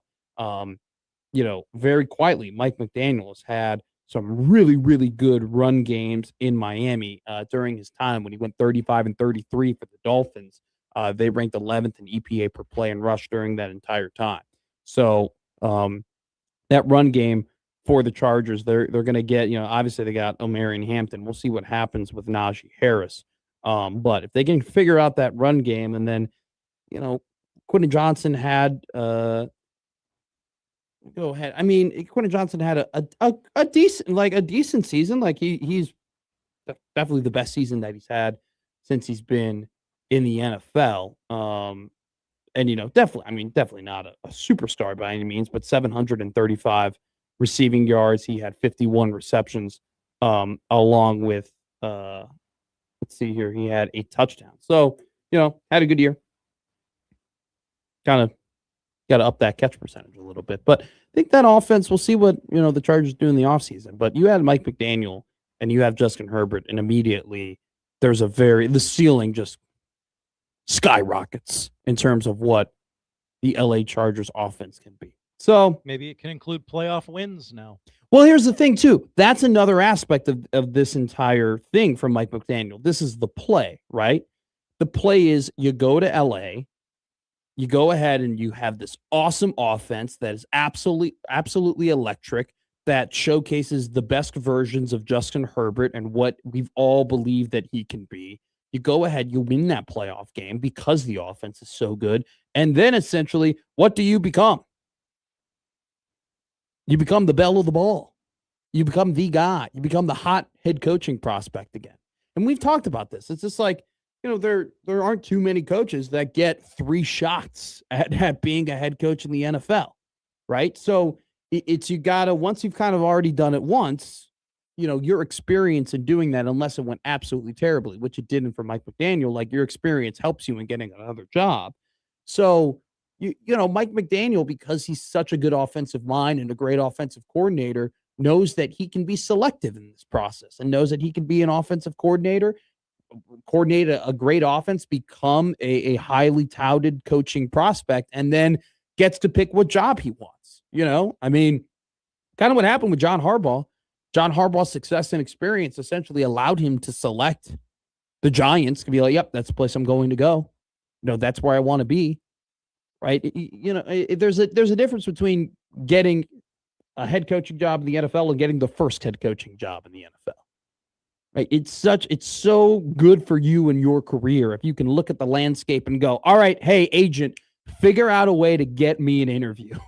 Like, get on the phone right now, gauge their interest. Let's figure it out because I want to be the next head coach of this team. If I'm Mike McDaniel, I'm looking across the league and I go, I don't want to be the head coach of the Browns or the Raiders. Yeah. I mean, the Browns ownership sucks. And the Raiders, let's be real here. Like, I like Spytek. I think he's going to be a really, really good GM. And I'm rarely going to bet against Tom Brady to accomplish things and do well at things, but they're very much learning on the job. They're trying to figure things out. And Fernando Mendoza is going to be the number 1 overall pick. And yeah, that in itself is kind of intriguing, but it's not as if he's, Joe Burrow coming out of LSU. He's not Peyton Manning coming out of Tennessee. I mean, he's not one of those you can't miss, can't. I mean, he's not Andrew Luck coming out of Stanford, where you're saying, hell yeah, this guy's going to be our guy. I mean, Fernando Mendoza, in my opinion, going to be a bust? No. Is Fernando Mendoza, though, on an inside track to being one of the 5 best quarterbacks in the NFL? I'd say no. Okay. Can it happen? Anything can happen. Yeah. But there's a lot of people talking this week that slam dunk Raiders got their quarterback for the next 10 years. And I'm like, I don't know. I don't know if I don't know. I don't know if it's a slam dunk he has him for 10 years, but I mean, there is most definitely a world where Fernando Mendoza is a very good quarterback for a good while in the NFL. There, you cannot. The guy's competitiveness, his drive, his character. I've seen him. He's accurate. Got a really good arm. He's willing to take hits. He's a football player, right? The guy plays high quality football. Led Indiana. But he's just not. He's not like everybody knew when Joe Burrow got into the draft that this guy was going to be a franchise quarterback and one of the best 4 players. Best 4 QBs in the NFL pretty quickly. When Matthew Stafford got to the draft, everybody knew, all right, this guy's going to be in the league for a very long time. When Peyton Manning got to the draft, it was like, holy crap. Oh, my God. Mendoza's a really good prospect and by far the best quarterback prospect in this draft. He's just not that. So, see, though, we got to do more homework. We got to do more homework. Got to read more Todd McShay. All right, coming up next, we will go ahead. We got a couple of emails. We'll go into the Equitable Bank inbox and read that. We got a couple tweets as well. So we'll hit your thoughts. 402-951-1620 if you want to get in the conversation too. Middays with Matt here on 1620 The Zone.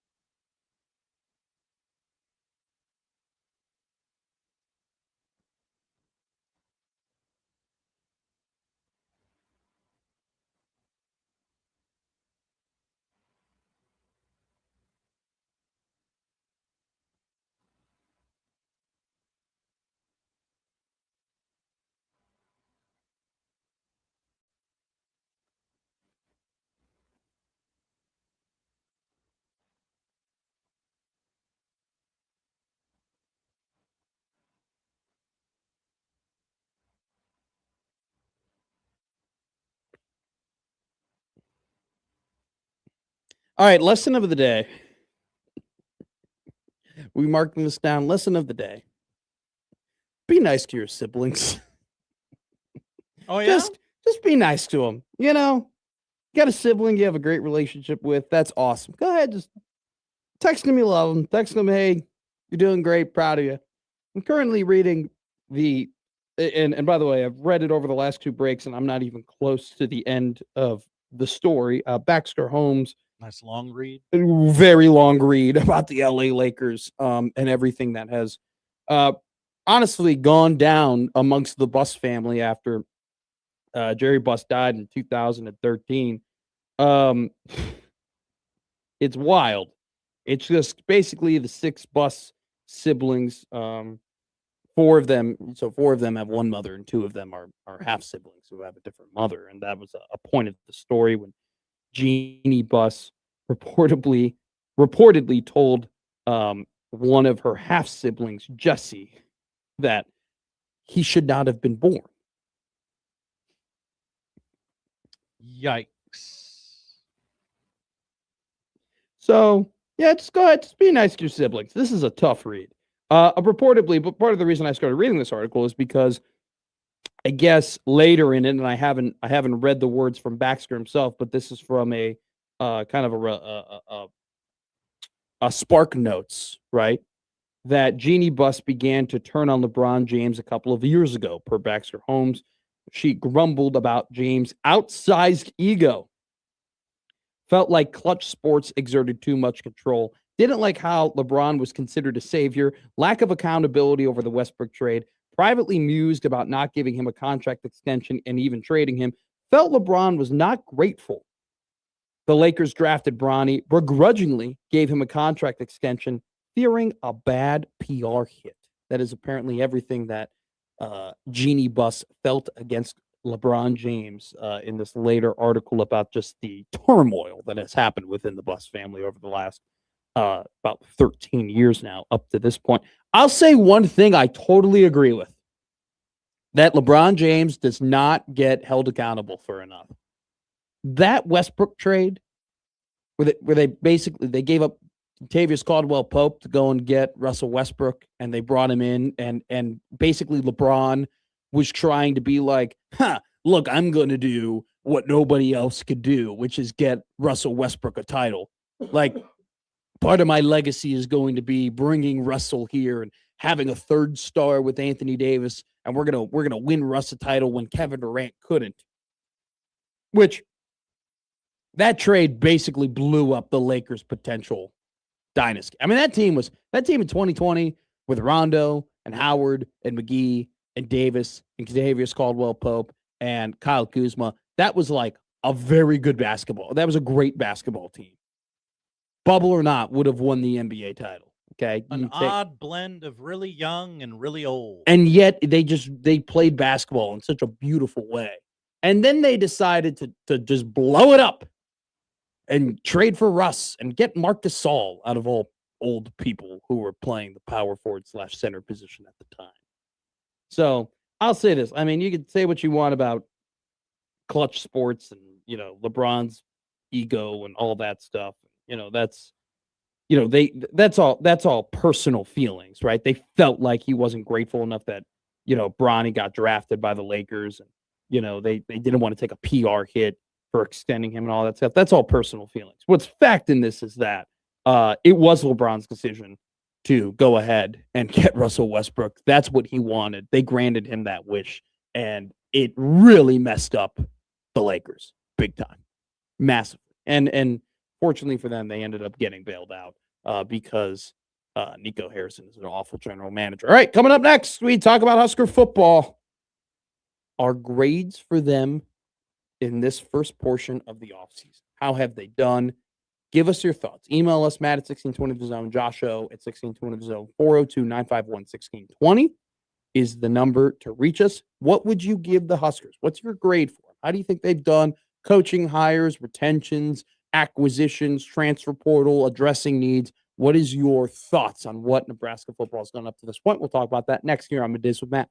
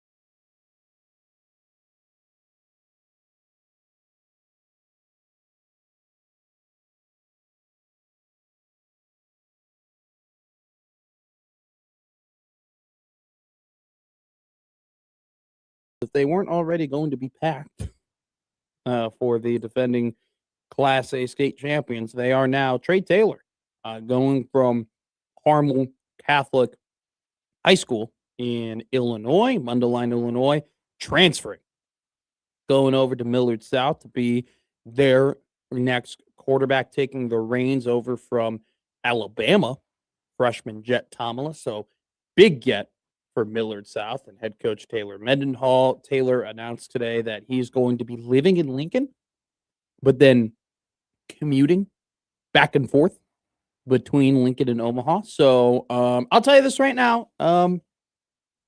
That drive, I don't mind the drive Lincoln to Omaha or Omaha to Lincoln. I really don't. I don't think it's that bad at all. I don't think anybody is claiming that it is bad. Okay. That drive 5 days a week is tough. Okay. That drive 5 days a week is a lot.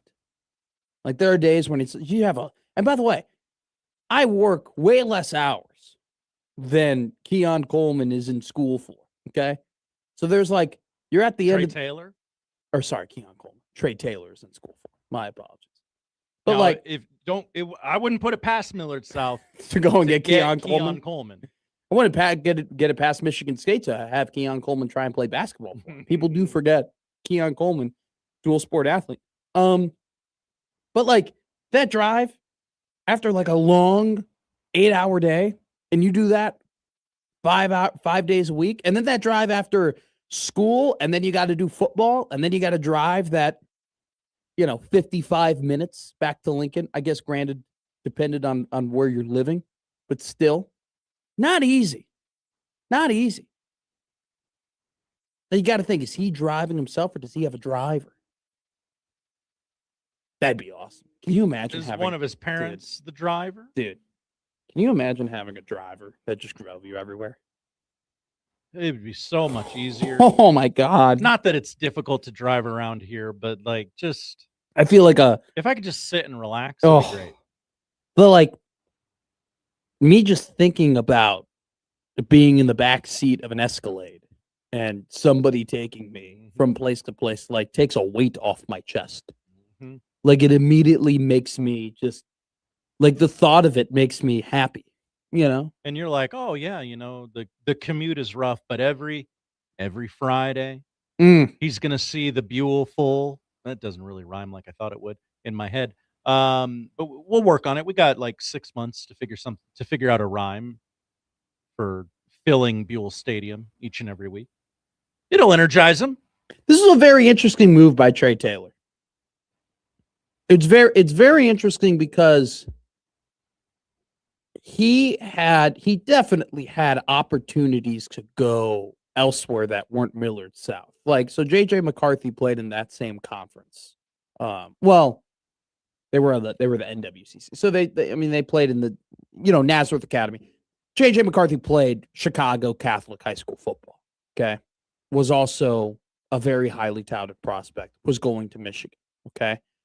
JJ McCarthy was able to go to IMG Academy, and that's where he played his final year of high school. Okay. Look at him. Trey Taylor, definitely had the opportunity not only just to go to other places akin to that because of just how good he is, but also had plenty of opportunity to go to just better Catholic high schools in Illinois. Okay. I mean, for those who don't know, Catholic high schools kind of run the show in terms of high school football in Illinois. And, there's no border. There's no restraint on where you can go and where you can go and play football. If Trey Taylor wanted to go to Loyola, he could just say, hey, next year I'm going to Loyola.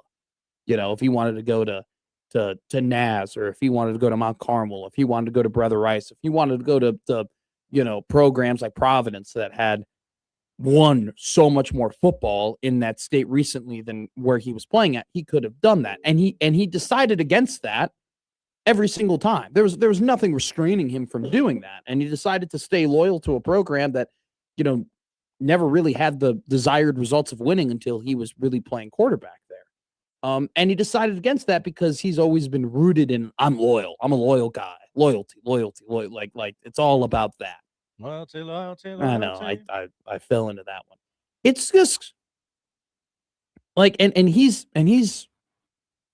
said it before. Where it's like, I'm playing for Carmel. I love to play for Carmel. And then it's just very interesting that he just kind of decides to do this, and I don't know like what the full benefit from it is, other than being closer to campus and being closer to the Huskers. Like, is he gonna practice with Glenn Thomas and Dana Holgerson? And is he gonna what's the, you know what I'm saying here? Like, is he? I'm interested to see what are what are the positive factors of being closer to Nebraska? Because sorry guys, people get mad at me about it. I'll call a spade a spade. Illinois high school football has more talent. Like, he's going to be playing against more D1 Power 5 prospects if he were to stay at where he's at now than come to Nebraska and play. I don't know the legalities around this, but if there's somebody visiting and they need an extra nudge, oh, hey, it's Trey Taylor. Look at that. Oh my gosh, I didn't know he'd be here right now. I guess he could. Okay, I guess that's a good point. I didn't know he'd be in the library right now. I just wanted to show you the library. So he's going to Millard South for pure recruiting reasons? It's a fine school, Millard South. It's just kind of strange. I'm not, by the way, I mean, his decision is his decision. It's just something I didn't anticipate. And I don't, by the way, I think if you're Taylor Mendenhall and you're Millard South, hell yeah, dude. What a move. Yeah. What a power move, man. Like, he is so talented and he is so good at quarterback.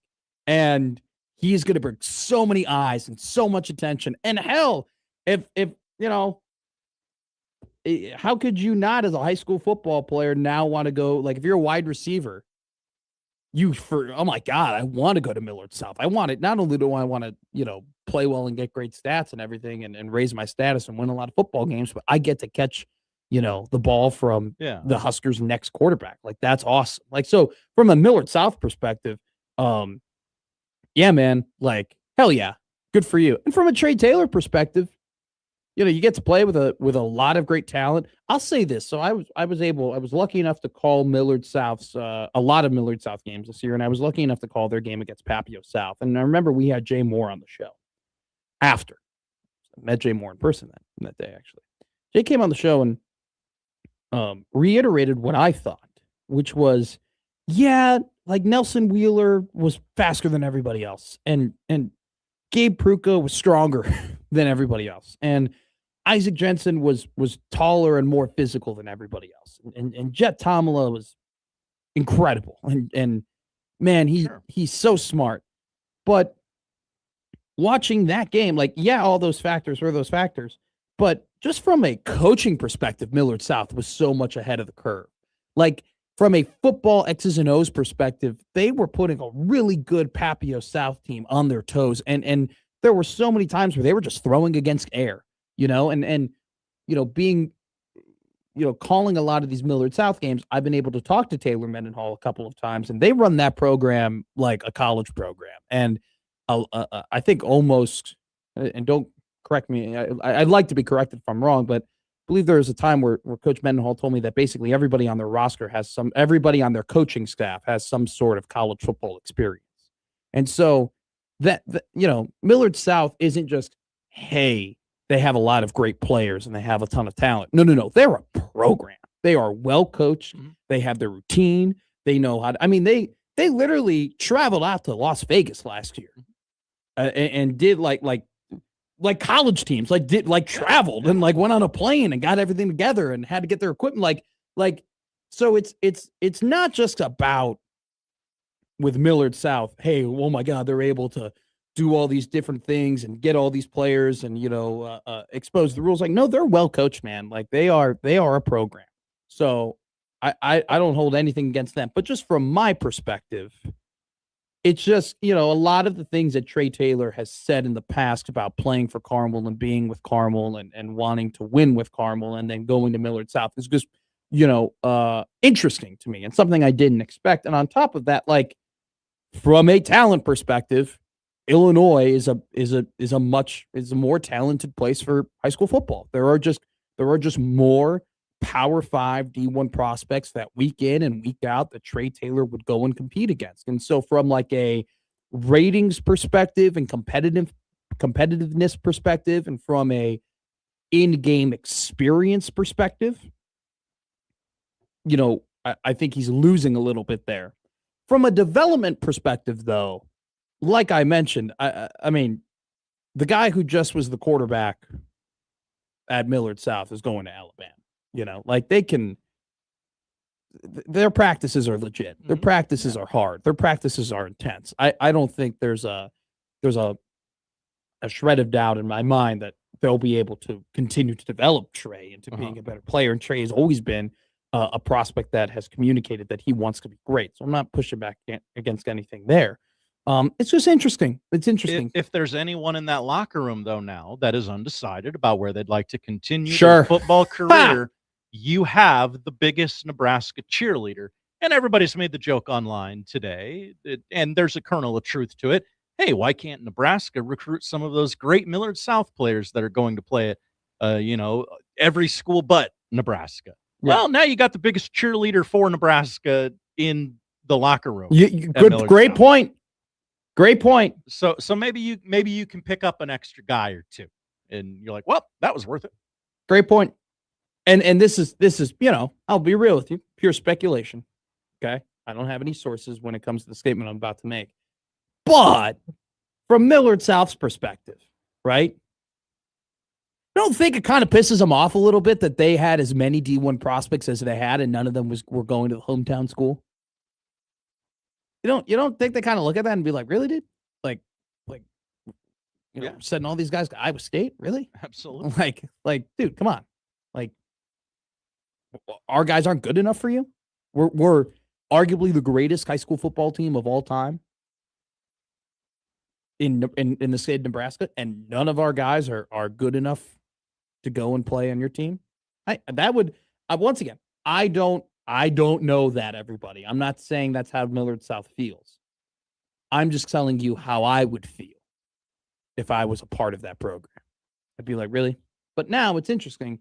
You got the guy that more than any prospect we've seen in kind of this era of college football go to bat for their school and go to bat for Nebraska and make it basically his personality to recruit people to Nebraska and get top prospects to Nebraska and tweet at them and talk to them and call them and whatever that.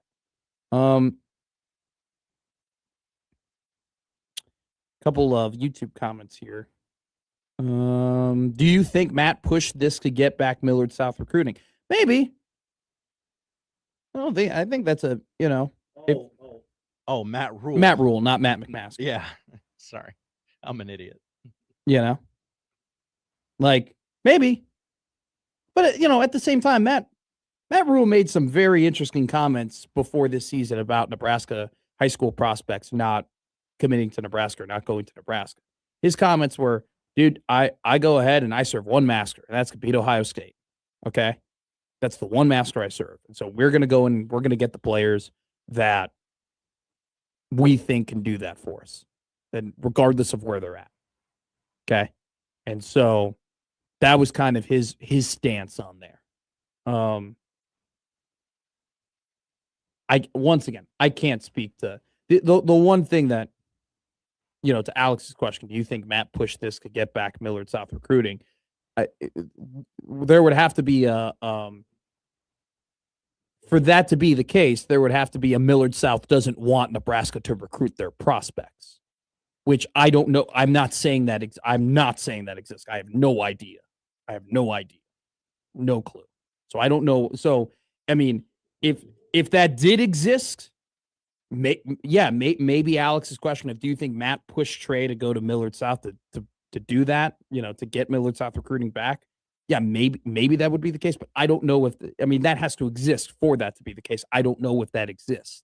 And I hope that doesn't exist. I hope there isn't, I hope there isn't high school coaches being like, no, we're not going to let these D1 teams go and recruit our players and give our players opportunities to get scholarships and whatnot. I hope that doesn't exist, regardless of what your relationship is with that staff. So I mean, once again, I have no leg to stand on to answer that question and to say, does that exist? I will say this, though.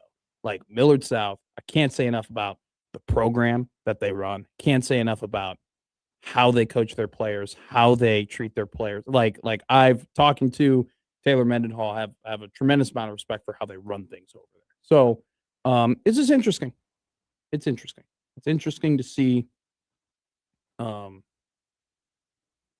Just it's something I didn't anticipate, and kind of off brand if we're being real.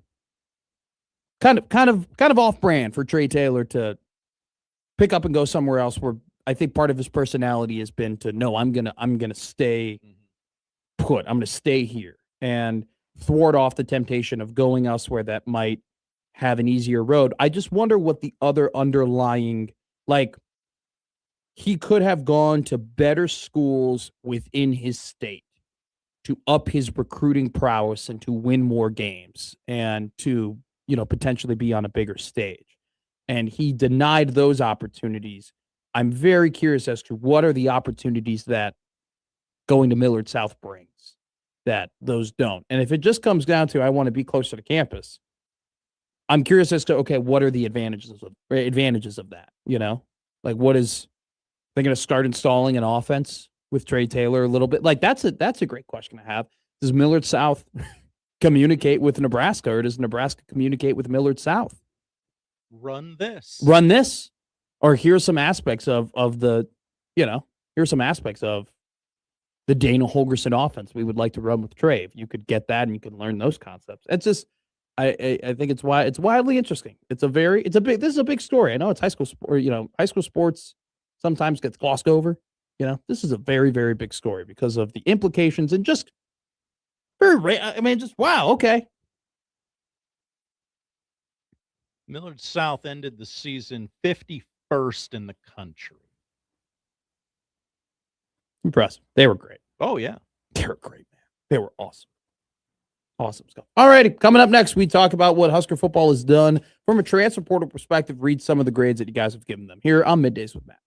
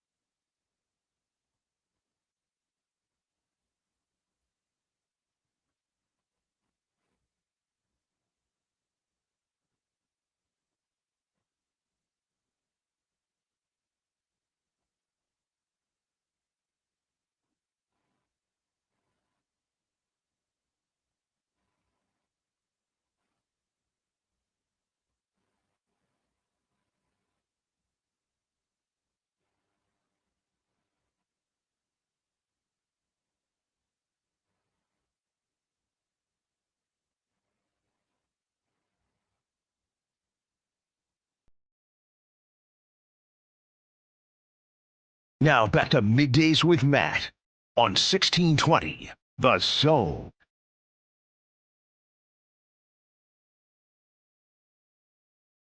Breaking news, not enough to play the music. For which I still can't believe you played the music for Zach Charbonnet. He's gone. R.I.P. I just saw the Mick Cronin quote. I want to thank the Big Ten for giving us 5 of our first 7 games on the road. This putz. I love old men complaining. I just think it's funny. I think it's great. After you beat number 4 Purdue on John Wooden bobblehead night. Cody Bellinger going to the Yankees. He returns 5 years. There was a lot of rumors of where he would go. My Cubs were very much within those rumors of potentially. Oh, you mean your Cubs? My Cubbies potentially could have added another bat, which would have been awesome and actually made them like, I don't know if anybody's really competing with the Dodgers, but it would have given us a more of a fighting chance to do it. That's for sure. 5 years, $162 million for the outfielder to go back to the Bronx to play with the Yankees. There's a full no trade clause included in Bellinger's deal. So congratulations to Cody Bellinger. Weird career in a way. Up and down. Very inconsistent. The truth, then slumped, then back to being good, then having to take like a tryout deal essentially with the Cubs and then not signing another long-term deal with the Yankees just to finally get paid $162 million. So it's been interesting. You know, the LA Dodgers making the moves that they've made have fully made the 2 New York teams kind of have to put their what's on the table and say, all right, we got to pay up. We got to keep up. Got to keep whatever. The theme of this show has been keeping up with the Joneses. Is essentially what it's been. Everybody is just keeping up with everybody else to make sure they are in prime position to accomplish the things that they need to accomplish. Alrighty, we will go to the phone lines. Grant is on line 2. He wants to talk about Trey Taylor. Hey, Grant, how are you? Grant? Grant's gone. Grant, call back. I want to talk to Grant. All right. If you want. Let's talk about Husker football. Today is first trimester grades. We'll say that there are 3 trimesters in the offseason. Trimester 1 is over. Okay. Actually, let's go ahead and I went to the Equitable Bank inbox. We actually have some opinions here. Let's go ahead and read those first. John emails in. Hi, John. Now that Trey Taylor will be playing for a school in Nebraska, do you think the genius Matt Rule will pull a scholarship off? That's a good joke. Chris emails in. D1 recruits not always going to the home school. FYI, Edna Carr down here in Louisiana had 15 Division I guys on this year's team. Only 2 of them are headed to LSU.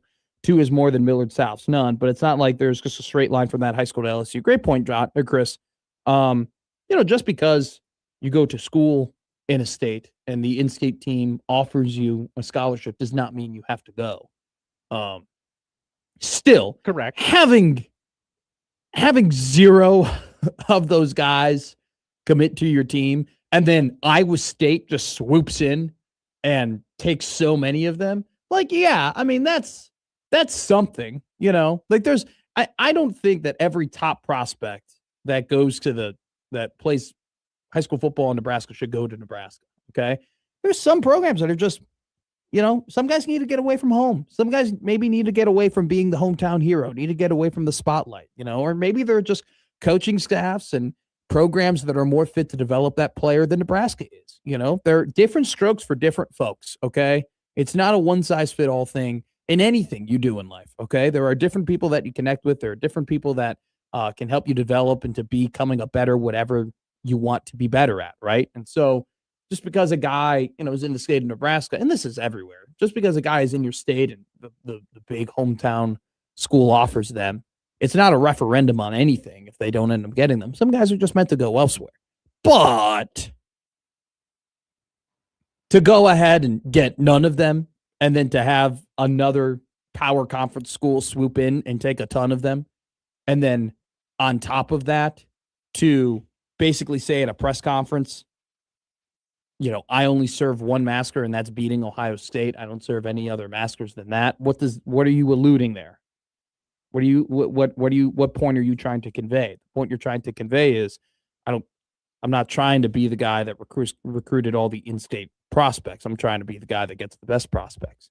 And what you're kind of conveying there is that the guys that you didn't offer aren't good enough to play for you, which is whether or not it's true is a tough statement at times to sell. From the outside, it appeared as though Nebraska didn't necessarily try the hardest to recruit any of the players on the greatest team in the history of the state. This wasn't guys who like, hey, I got an offer to go to Sacramento State. I'm pretty cool. No, like these guys got offered by like the Alabamas and the real Power 4 schools. And to an outsider, it just kind of looked like Nebraska realized very late in the process, oh, there's some talent over there. Yeah, it'll be, once again, it's one of those things where it's interesting. I find it interesting. I don't have an opinion on it other than Millard South runs a really, really good program, and it was just a little off-brand from Trey Taylor, just a little, just based on what he's communicated and what he said about, Nebraska and Carmel and loyalty and everything like that, just a little off-brand. But hey, good for Millard South, and it'll be interesting to see, like, what being in Lincoln, like what advantages does being in Lincoln, give to Trey Taylor? Is he, getting closer with the coaching staff, being able to implement or, get some of the things rolling with the offense before he steps foot into Lincoln? Recruiting, I mean, you got to bet that he's going to be at every single game to go ahead and kind of peer recruit, which he's done a very good job of already. So we'll kind of adding to that fire. Let's see. Jason's calling in. He wants to talk about Trey Taylor. This will be the last combo we have about the young man coming to Millard South. Jason? Well, I was just calling to talk about Nebraska not getting any in-state recruits from that team. Yeah. Mainly, I don't know who the Taylor guy is, but yeah, Coach Bennett. I just heard you guys on the radio talking about it, and when I saw that, Trey Taylor. Yeah. I was thinking, how times have changed, and yes, once upon a time in Nebraska, we got the pick of the litter or whatever, and everybody wanted to go to Nebraska. And right now, this is the complete flip side. There's an exodus out of Nebraska, and if our coach is up there saying something about, Ohio State and everything, all he's saying is that he wants, he's saying the company line. He wants the best players for his program that's going to get him a conference title, which gets us into the playoffs, basically. And that's all he's saying. I'm sure he wanted some guys from either Millard South or Iowa Western. I'm sure he did, but they're going away from Nebraska, and I really don't blame them. I mean, are we an NFL factory anymore? No, we're really not. We can't get any offensive linemen in the NFL. Our running backs, have went downhill. That used to be a pipeline into the NFL. It's just, and as far as the quarterbacks go, I mean, the quarterback that went to Alabama, I don't blame him. I mean, if you want a shot at making an NFL, that's the best place to go. Our best pro prospect ever, Dylan Raiola, left the program after 2 years. And, I'm not a big Raiola fan, but I mean, I can understand why he did it. But that's all I got. Thanks. All right. Thanks, Jason. Yeah. I mean, it's one of those skills where they definitely did compete to get. I mean, they competed greatly to go and get Darian Jones. They really, really wanted Darian Jones, and they couldn't get him. And so, it's not for a lack of having interest in some guys, but there's once again, like, and also too, credit to like Matt Rule in 2025, they got plenty of guys in state to go to their team. But it's just, this is all just very interesting. It's all just very interesting. All right, we grading this offseason? Yeah, we're doing it. A lot of people got interested about it. C. I give it a C. Why do you give it a C? I like a lot of what they did. I like a ton of what they did. I like Anthony Calandria. Like, you needed a guy who, every time the ball is in his hands, he has a chance to make a play. Is he going to make mistakes that you're going to be like, what the hell are we doing here? And is he going to piss you off probably for full game, maybe even a game or two? Probably, because he's just that type of a player, right? Where it's kind of all or nothing. And we've seen that when he played Power 5 football at Virginia, he was very much mistake prone through 9 interceptions. At the same time, Nebraska lacks dynamic, get the ball in this guy's hands and bang, he's going to go ahead and make a play type players. They just don't have that throughout their roster. Calandria, from what he showed at UNLV, that type of player, that type of guy, that type of prospect. Love that. Owen Chambliss, 6'3", 240 pounds, one of the best defensive players in the Mountain West as a linebacker. Hell yes. Give me every day of the week. Give me dudes. Dwayne McDougal, hit sticker. Need to go ahead, need to address something at the safety position. Absolutely. All for it. I really like what they did with the offensive line. Brendan Black, 6'3", 285, played a ton of football for Iowa State. Tree Babalade, it was interesting. We had that conversation with Michael where he goes, I think he's more of a guard than he is a tackle, which definitely concerned me. But just from an athletic perspective, definitely an interesting prospect that can develop into a dynamic tackle out there for Nebraska. And then they got Paul Mabenga, the guard from LSU, who, man, a lot of teams were trying to get this guy. A lot of really good teams were on his radar. Nebraska beat some top dogs in order to go and get him. So I think Whittington too, Jashir Whittington, I know he's smaller, 6 foot, 270 pounds. I would have loved if they would have, I know things happen with Berberia, but if they would have been able to get him as well, that would have been great. But there's just they went out and they got a lot of really, really solid prospects. They got a playmaker at the quarterback position. They got a playmaker at the linebacker position. They went ahead and got experience and potential at the offensive line position. Quasi Gilmer from UCLA, 535 receiving yards, 50 receptions, 4 touchdowns, right? I think that with his speed and athleticism, that wide receiver room has a lot of it. Hunter, Gilmer, Barney. I can look at a lot of what Nebraska did in the transfer portal and go ahead and say, hell yeah. Like I can be optimistic about it.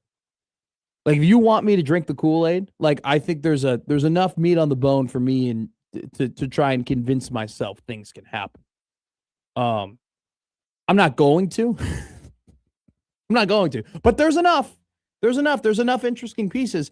I think the one thing, though, when you go ahead and you look at what they did in the transfer portal is you say, hey, they got a lot of solid pieces.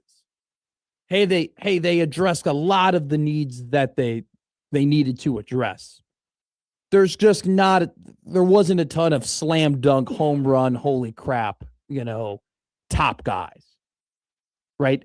I think they didn't get as many dudes as they needed to get, just plain and simple. They didn't get as many dynamic players as you were hoping. And because, frankly, from last season's team to this season's team, you lack that. And so you were hoping, okay, maybe they can get 5 or 6, 4-star transfer portal prospects really come in and make this team dynamic and really give you something you can hope for. And, they've been talking about all this money that they have and all the different things that they can do. And they ended up getting beaten out. They got beat out for some dudes. They didn't get taken to the woodshed by any means. They still got plenty of really solid players, but there were dudes that, were pretty high up on their list and pretty high up on a lot of people's list, and they fell short, for whatever reason it might be, and, that guy that they were supposed to get, he was going to come in and visit. And it's almost as soon as you heard, hey, he's pushing back his visit from Thursday to Sunday and he's going to Tuscaloosa, you're like, all right, this is done. This ain't happening. He ain't coming. And that kind of happened a little bit too with Georgia Tech offensive linemen and guys that kind of had previous connections with the hires that they made. So I'm encouraged and I like what they did. I just don't love what they did. I like it. It's fine. It's solid. Now here's why it's a C, because I've been talking this up like it's a B+. I'll tell you why it's a C. Number one, how do you not get a running back? I just don't get that. I do not understand that from any sort of perspective, how you don't go ahead and get one running back. I'm not telling you to go out and get the turbo guy from Boston College or somehow tamper and give Ahmad Hardy all the money to leave Missouri. I'm not saying that, but the fact that you didn't get one guy that could compete with Mekhi Nelson or Isaiah Mosey, you couldn't get one extra depth piece, and you're going to be running it back with guys who you literally did not want to put out on the field last year. And don't sell me the hot hand bull crap, because that's what it is. It's bull crap. Because even before Emmett was playing like an All-American, even before he was like that, they weren't giving those two the ball. So stop it. Cut it with, he's a hot hand. No. Emmett averaged 4 yards a carry against Cincinnati, and you refused to give either Mekhi or Isaiah Mosey the ball. He had under 4 yards a carry against Michigan, and you decided not to give them the ball. So don't tell me Emmett got hot and you didn't use him. No, you didn't fully trust him. And so now, for whatever reason, and maybe it's just because they have this NFL mindset of they don't want to spend money on running backs, but the fact that you do not address that position, and I'm not saying bring in Mark Ingram or Reggie Bush or Lendell White. I'm not saying you got to bring in that type of guy, but the fact that you didn't bring in one dude you can take another look at, the fact that you didn't bring in one guy that can maybe turn into something, because E.J. Barthel has to be given a ton of credit for the development he did of Emmett Johnson. And maybe you can trust him again to develop another running back. I don't know. It's hard for me to sit back here after last season and say, yeah, I totally trust this coaching staff to develop a lot of these guys and make them better players. I'm no longer going on what happened at Baylor and Temple. I'm done doing that crap. I'm going off of what's happened at Nebraska. What's happened at Nebraska isn't that. So from that perspective, how you don't go ahead and get a running back, I don't get. Okay, so that's how we knock off a grade. Second, we knock off a grade because I like Jeep Wade. I like Rob Orich. All right, Corey Brown was a good hire. Lonnie Teasley, man, already it seems like he's making a really big impact in recruiting from behind the scenes. I'm all for that. You can't lose Eck, man. You can't lose him. Like, that guy, bar none, was the best coach on your roster last year. That guy, as a coach and as a culture builder, I mean, there's a reason why his office was the closest you could get to the players, because he brought an identity and authenticity to this program that it desperately needed. And you just can't lose a guy like that, especially where your program currently sits. The production was fine. Get out of here. He got hurt. They got hurt. He was mid as hell. No, he wasn't. He had a lot of pooch punts because Dana's offense would go 25 yards up the field and stall. Okay, that's true.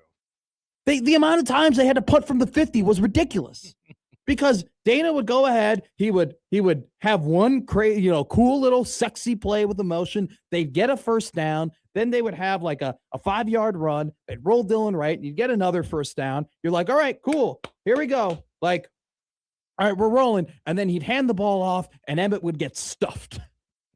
And then it's 2nd and 12, and the drive was over because here come 2 5-step dropbacks, and you're hoping, I hope he doesn't get sacked. And a lot of the time, especially in the middle part of the year, he did. So then poor Archie had to pooch it. He had to pooch it. Pooch. I'm giving this offseason a D-. This has been bad. It's more, the offseason is more than portal pickups. It's vibes. Vibes are bad. The vibes are so bad. Vibes are bad. The vibes are so bad. Do you know how bad the vibes are? I am a broadcaster that does this for a living, and I had to apologize for being positive. I had to tell people, look, I'm not drinking the Kool-Aid. Look, but I am telling you there are some positives from these transfer portal acquisitions to buy into, which I buy. Here's a guy. I like the size of the guys at O-line. I don't know if they can play O-line, but I like their measurements. They went to some fine schools before Nebraska. Some schools where I'll bet it was tough for them to get on the field, but their size, I like their measurables. Here's one guy I really like to keep an eye on. His name's Will Hawthorne. All right. Linebacker from Iowa State. He redshirted last season, so he's got 4 years of eligibility. He was the number 2 player in the state of Iowa in his recruiting class, the number 70 overall linebacker. That linebacker position has been underwhelming in just overall production. That's right. Since Matt Rule has been here. Don't get me wrong, I like a lot of the guys that as people that they've had. Big friend. Nick Henrich, awesome dude. Luke Reimer, solid guy. John Bullock, great story. Okay. But just from a pure production standpoint, it's been a little underwhelming. They went ahead and they got some guys. Like Chambliss is a guy. Foster can end up being a guy. Will Hawthorne's a very interesting prospect. That's a guy. Keep that guy at the, just around in your mind, Will Hawthorne, because he can be a really, really good prospect for this team. It's just like, I like a lot of the pieces they brought in. I don't love. Like the one, I would say, I love Owen Chambliss. Other than that, and guys, there's a reason why he's the only 4-star transfer portal prospect they got. And I know a lot of people are buying less and less into rankings because Nebraska ends up ranking well and not playing well. But Nebraska's 31st in transfer portal rankings. They got a lot of solid pickups, but none of them, they didn't get enough dynamic, game-changing, right now for sure dudes. Yes. They didn't get that David Bailey guy. They didn't. Tip of the cap, they didn't lose what they could have lost. So that's a great point, Josh. Kudos to you. The fact that they made it out with Dylan Raiola and Keona Davis leaving, which really the only 2 spots of production that they lost. Right? Yes, that's impressive. Big picture. Keeping Andrew Marshall, keeping Ja'Cory Barney was impressive because that was like the number 1 rumor mill guy who was going to be out. Like the amount of people who texted me and asked me about, hey, is Ja'Cory leaving, was a little ridiculous. For the fact that he didn't end up leaving, like for the amount of people that were asking about it, you would have thought that he was gone, but they were able to keep him around. So kudos to them. They retained a lot, but at the end of the day, it's a C because you didn't go ahead and you didn't get enough great dudes, and you didn't keep your best coach on the roster in the staff. How do you not keep your best coach around? I understand that there were other factors going around and stuff like that, but man, you're losing a dude, you're losing a guy, you're losing a valuable headset for whatever reason it might be. You lost him, and that's terrible. Because you didn't like him. Because apparently he tried to touch me. Ooh, get out. Ooh. Apparently we don't like the glory. We don't like having good special teams if it means that people are doing it for the glory of special teams, which is a wild quote. Alrighty. We're going to have a quick little segment and then Wacky Guest Wednesday, baby, here on 1620 The Zone. Middays with Matt on 1620 The Zone.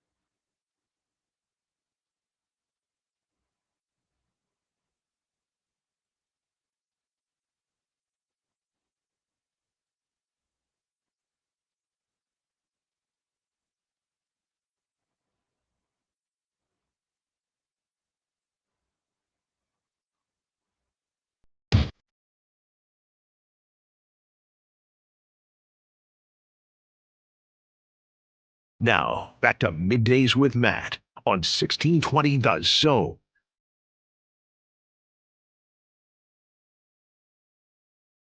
Big day in the Metro, and not in the Metro, but just in the state in general for basketball. So Creighton plays tonight, 6 o'clock, against the Xavier Musketeers. Find it here, 1620 The Zone. Pregame begins at 5:30, so a little bit of a short, unsportsmanlike conduct today for Josh Peterson and Nick Grimm. And I'm assuming it's Jon. I don't know if he's in or out there, but I believe he'll be coming to us from jail. Jail? Yeah. Why is he in jail? Well, the room he does the show from at the Chai looks like a jail. It looks like a jail cell. That'll be a big game for Creighton tonight, looking to bounce back and beat the Musketeers. They already beat the Musketeers one time this season by 41 points on the road. People forget. People do forget. Omaha men's basketball plays tonight at Baxter Arena against South Dakota. It says I couldn't find any details on it, but it says it's the Baxter Arena Birthday Bash. Whoa, hello. So I was trying to look on their website to see if they had any details on what the Birthday Bash might entail. We can probably find that on Twitter and promote it at some point because we love the people over at Omaha Athletics. But that game is tonight at 7 o'clock and then at 8 o'clock. So you get a 6 o'clock tip, a 7 o'clock tip, and now an 8 o'clock tip. Washington takes on Nebraska at Pinnacle Bank Arena. The Huskers are undefeated at the vault this season. Look out for undefeated everywhere, all over God's green earth. Hans Steinbach, the 6'11" freshman forward, on his way to becoming already one of the candidates for Big Ten Freshman of the Year. Steinbach, 17.8 points per game, 11.1 rebounds, a 55% field goal percentage. Frank Kepnang is the center for Washington. Both Steinbach and Kepnang are 6'11". Washington, one of the better offensive rebounding teams in the country. They're 72nd in offensive rebounding percentage, but one of the worst three-point shooting teams in the league. 30.7% from three-point land this year. That's 312th in the country. Only two guys have made 13 or more three-pointers for the Washington Huskies this season. So, key to the game, keep them on the outside. Don't let them get into the paint, and the Huskers could very well make their way to being 19-0, one game away from being 20-0 before they go on the road to take on Michigan in Ann Arbor. Michigan yesterday they beat Indiana by 14 points. They're now 17-1 on the year. But because UCLA defeated Purdue at home yesterday on John Wooden bobblehead night, the Nebraska Cornhuskers are in sole possession of first place in the Big Ten. One seed. The one seed. The undefeated one-seed Huskers play tonight at 8 o'clock. Omaha men's basketball at 7. And you can catch the Creighton men's basketball team at 6 o'clock here on 1620 The Zone when they take on the Xavier Musketeers. Coming up next on Middays with Matt, our first edition of Wacky Guest Wednesday. Who's going to be our guest? Only Josh Hodson knows. Stick around on 1620 The Zone.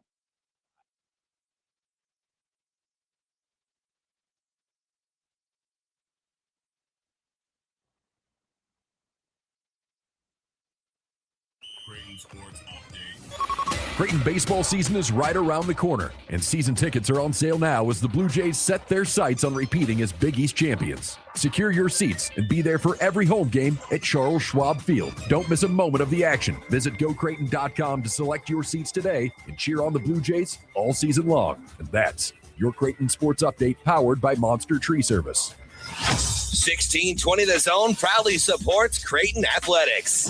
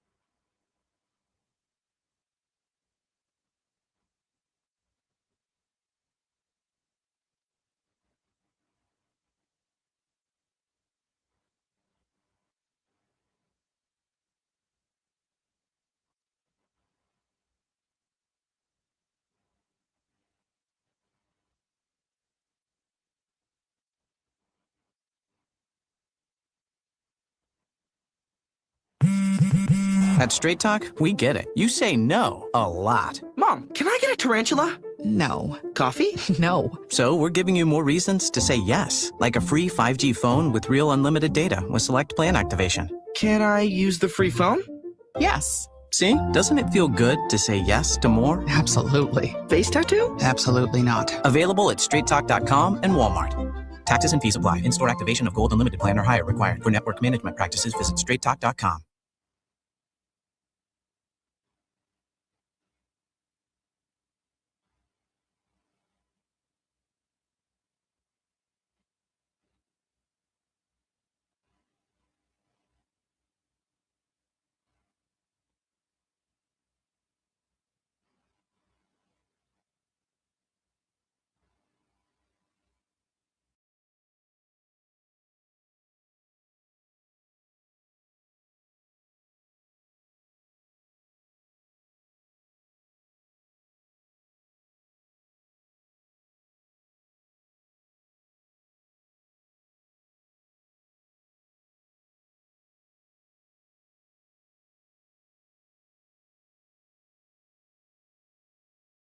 Don't know who we're about to interview.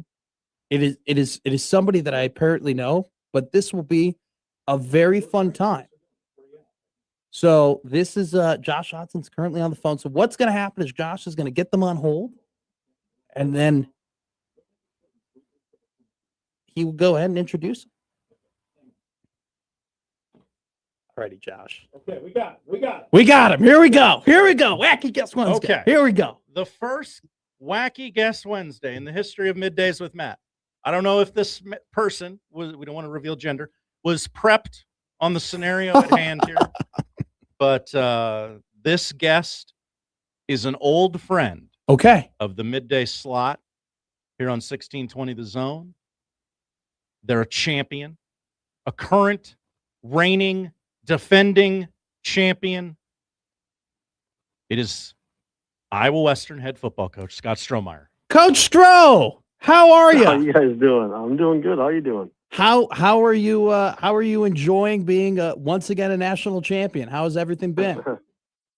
It's been good. You get to, I said in 2012, I might have told you guys this before, but in 2012 we won it, and I think 2 days later I was on the road recruiting, and it took a long time to get the next one. And I said I'm gonna make sure and celebrate this one a little bit. So we had some time, and then now we're on the recruiting trail though.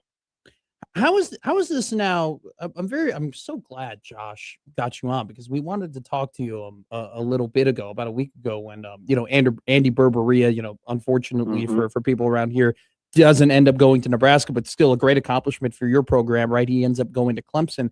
There's been kind of this shift of, you have to go and recruit, coach. You got to go and get your guys, and you got to keep this thing rolling. But at the same time, with the coach that you are, you also want to prop up your guys and get them to other, spots and stuff like that. So how has that been for you, balancing I got to go and get the future Reavers, but I also want to make sure that the present Reavers are being taken care of? How's that juggling been?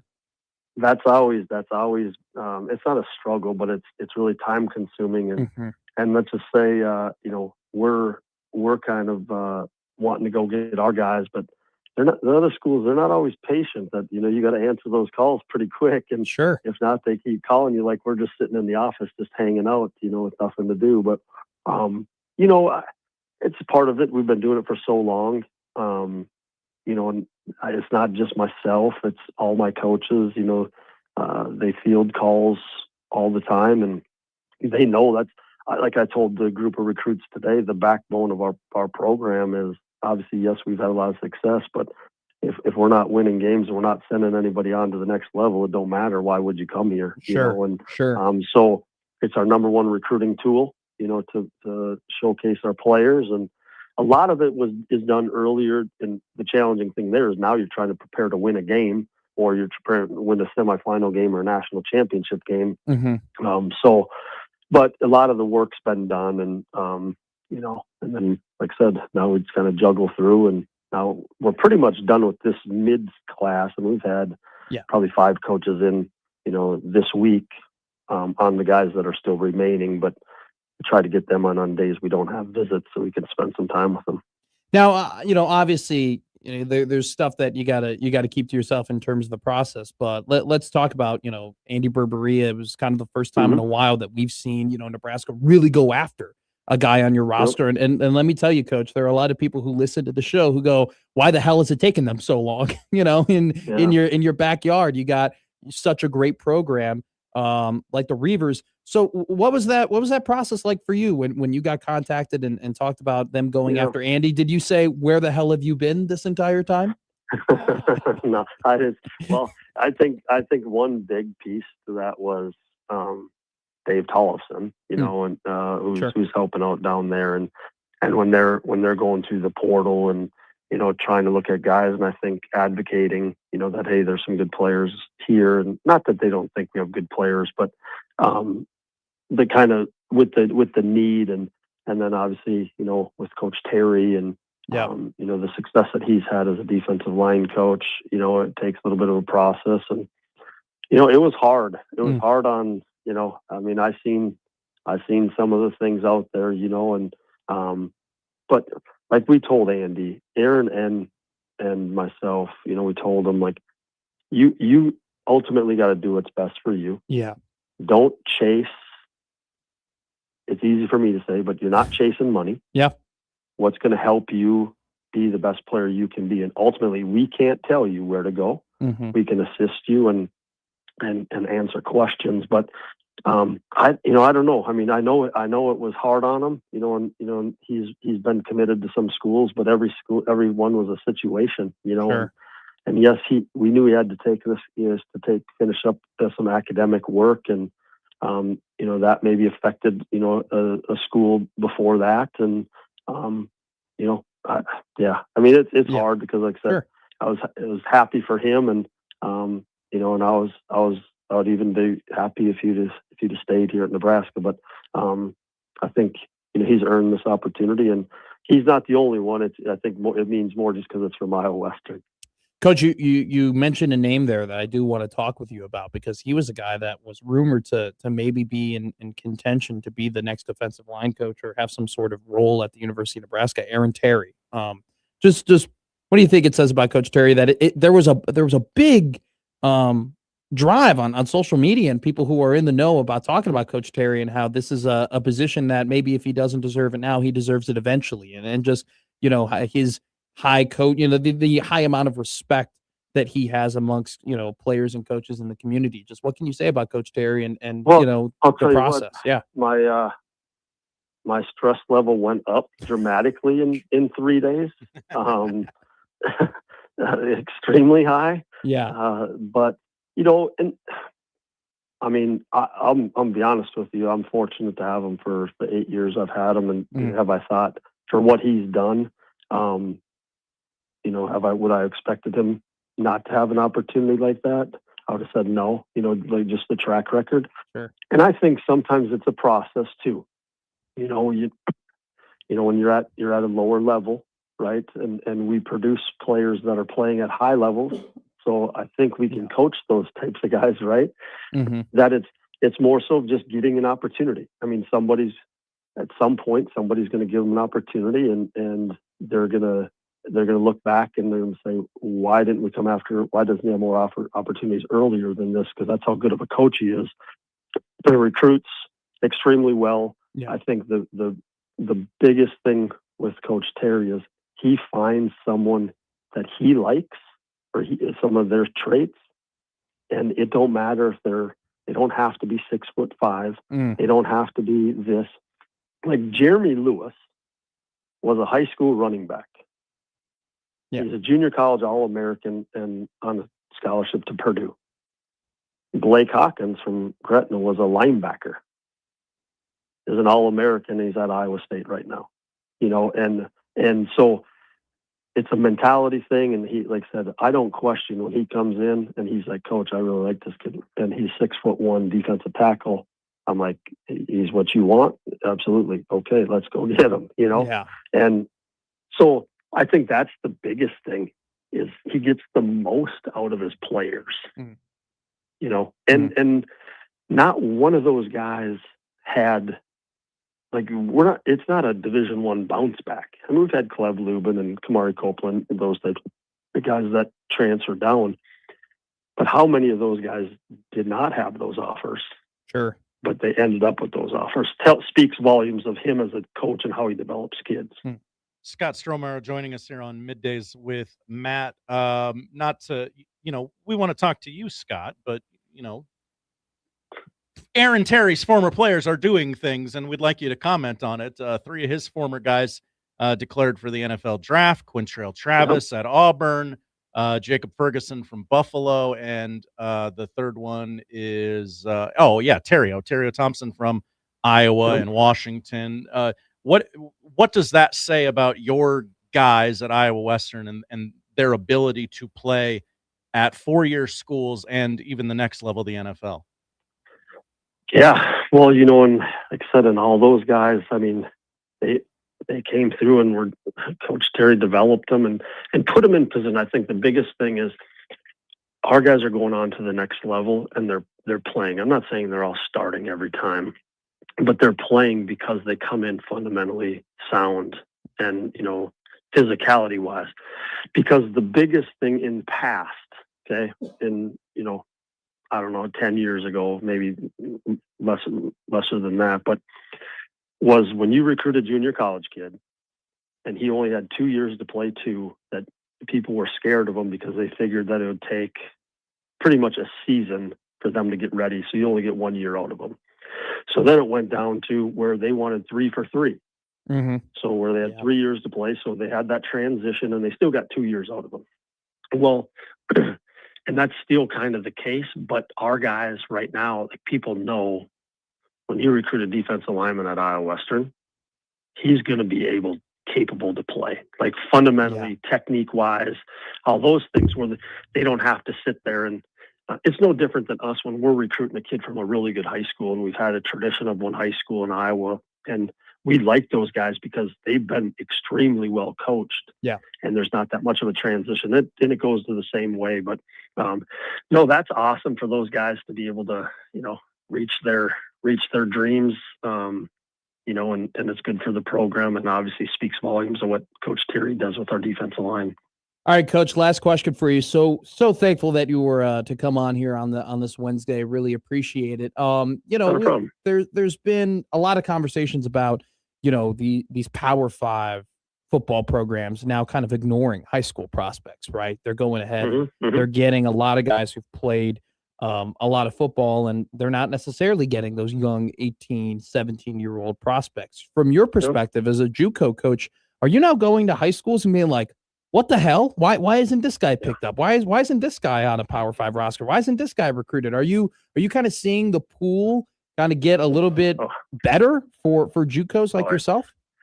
Dramatically different, better, different. In the past, like if you're with the state of Iowa, how we've got to recruit the state of Iowa, but outside the state when we have limitations, a coach would come in and be like, this kid, he's got a 3.5 GPA and he's in the state of Georgia and we think he's really good. And I'd be like, he has no Division I offers. No. Yeah. Well, if he's that good, why doesn't he have those? Or now we have to do a better job outside to really do our evaluations because we don't get a lot of, like the stereotypical junior college kid. There's very few. And, we had 60 in 2 visits. We had almost 70 kids on campus. And I'm going to tell you from a GPA academic standpoint, there is not one that has to go junior college because of an academic situation. Wow. They could all go 4 years. That's how good their academics are. Wow. So it's putting us in a little bit better position as well, because sometimes they don't have to graduate from us now to move on because they've already got their academics in line. So they only have to meet the criteria where, on the other hand, if someone has to, because of an academic, they have to graduate. And sometimes that takes 2 years or maybe even 2.5 years to get them through their academics. So we're seeing it. It's the recruiting landscape has changed. And that's part of my pitch. Let's face it. The reality is there's less scholarships for high school kids today than there were 5 years ago or 10 years or 6 years ago before COVID. COVID kind of really changed a lot of that, but there's so many more opportunities. I mean, I can't give names, but we have a list of guys on campus today and the ones we've had the 2 other days prior that, you know, before all this, we would have never had a chance at them.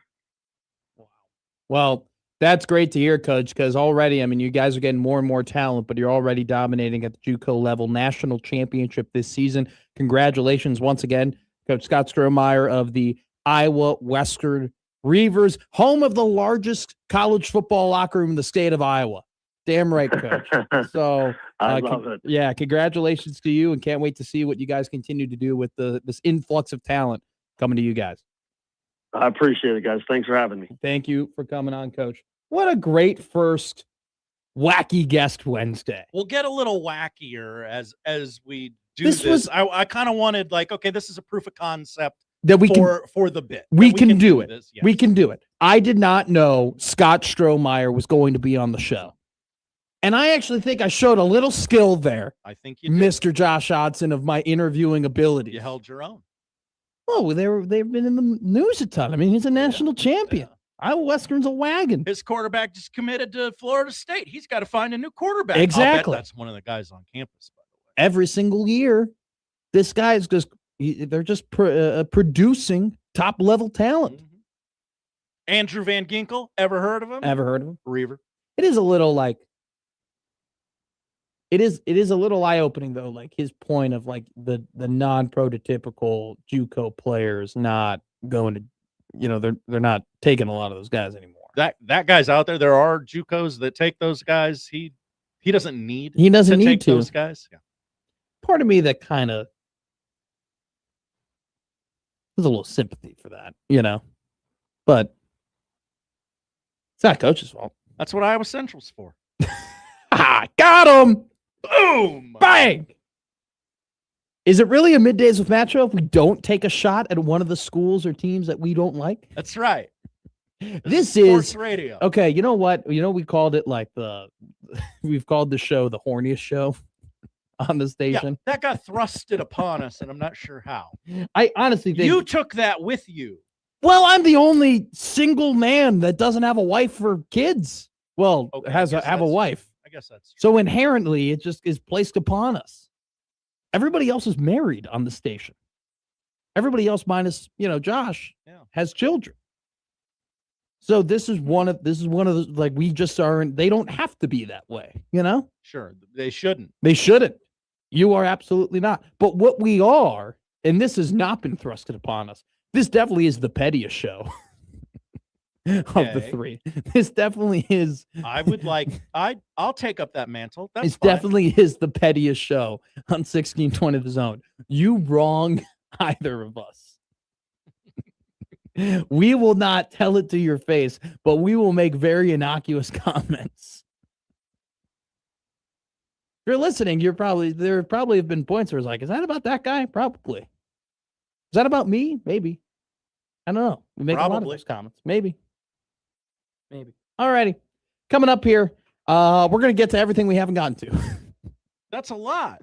No. Oh. It's just the MLB Hall of Fame ballot.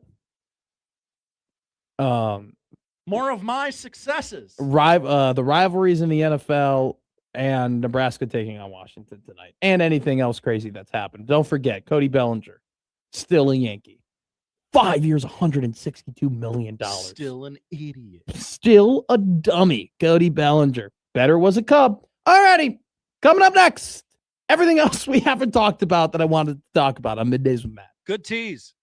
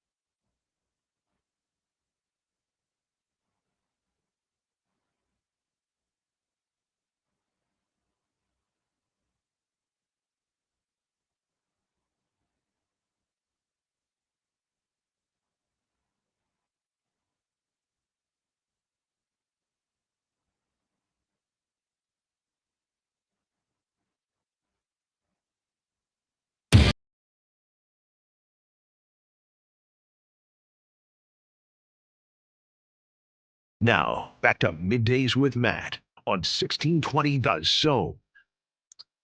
I love the MLB Hall of Fame. Big fan. It's a good hall. It's a great hall. I don't like the Carlos Beltran thing. I don't think anybody a part of that cheating scandal should be in the Hall of Fame. That's my opinion. You're big on this. I can't stand. You know, it's been tough because like the Cubs have actually gone ahead and had a lot of those guys on the roster. Bregman got signed, Kyle Tucker got signed, so it's like I have to put like my feelings aside about that. But at the same time, it's like, you know, we go ahead and we've punished Barry Bonds severely.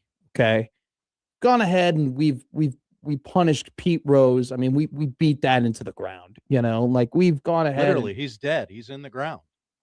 Yes, Josh. Like there are a lot of you know, Roger Clemens. Like there are a lot of guys who really gone ahead and stuck it to them that they cheated. How dare you cheat? How dare you cheat the game? And even this time, like, you know, Alex Rodriguez, not going to get in. Probably not. Manny Ramirez barely went up in percentage. But none of those like PED, like the Barry Bonds, like him taking PEDs and having the seasons he didn't directly affect them winning a World Series, you know? Like Pete Rose won a lot of World Series, but like his gambling and him gambling on himself didn't affect like the outcome of a season, right? Because that's the point. The point of Major League Baseball is to win the World Series, is to win the championship. And generally, Carlos Beltran was fully a part of a scheme and named as one of the, you know, the lead members that ended up affecting the end of the season, ended up causing the Astros to win a World Series. So it's like, you know, we punish all of these guys because they achieved individual greatness. But did those guys ever really fully affect the ending of a season the way that the Astros did? No. To me, with Carlos Beltran, it always seemed like a word association. Like Carlos Beltran, Hall of Fame, doesn't feel. Now, there's a resume with numbers that you can point to and go, well, this is actually absolutely this is that. But not to Nick Grimm, vibes based, it would be a no for me. I'm not an Astros guy. I'm not a Michigan guy. I'll tell you right now, I'll never be an Alex Cora guy. Dead to you? Yeah. Yes, absolutely. Okay. Absolutely. Add him to the list. I've called him a clown on this show. Like, the guy literally then got the Red Sox in trouble with cheating.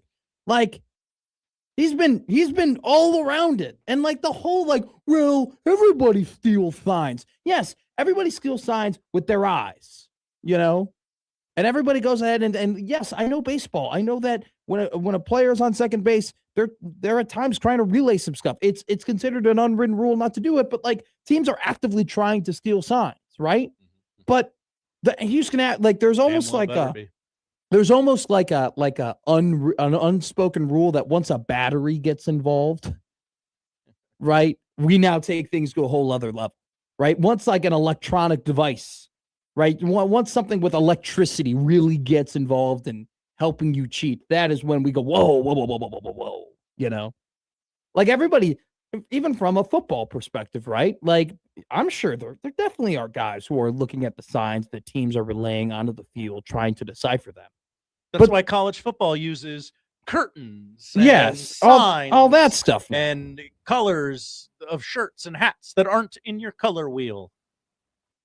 But it's one of those things too, where it's like once that idiot Connor Stallions, he's dead to us too. You can add his cheating ass. Okay. To the I gotta list. remember how to spell his name. It's weird, isn't it? You're gonna be added to the list too.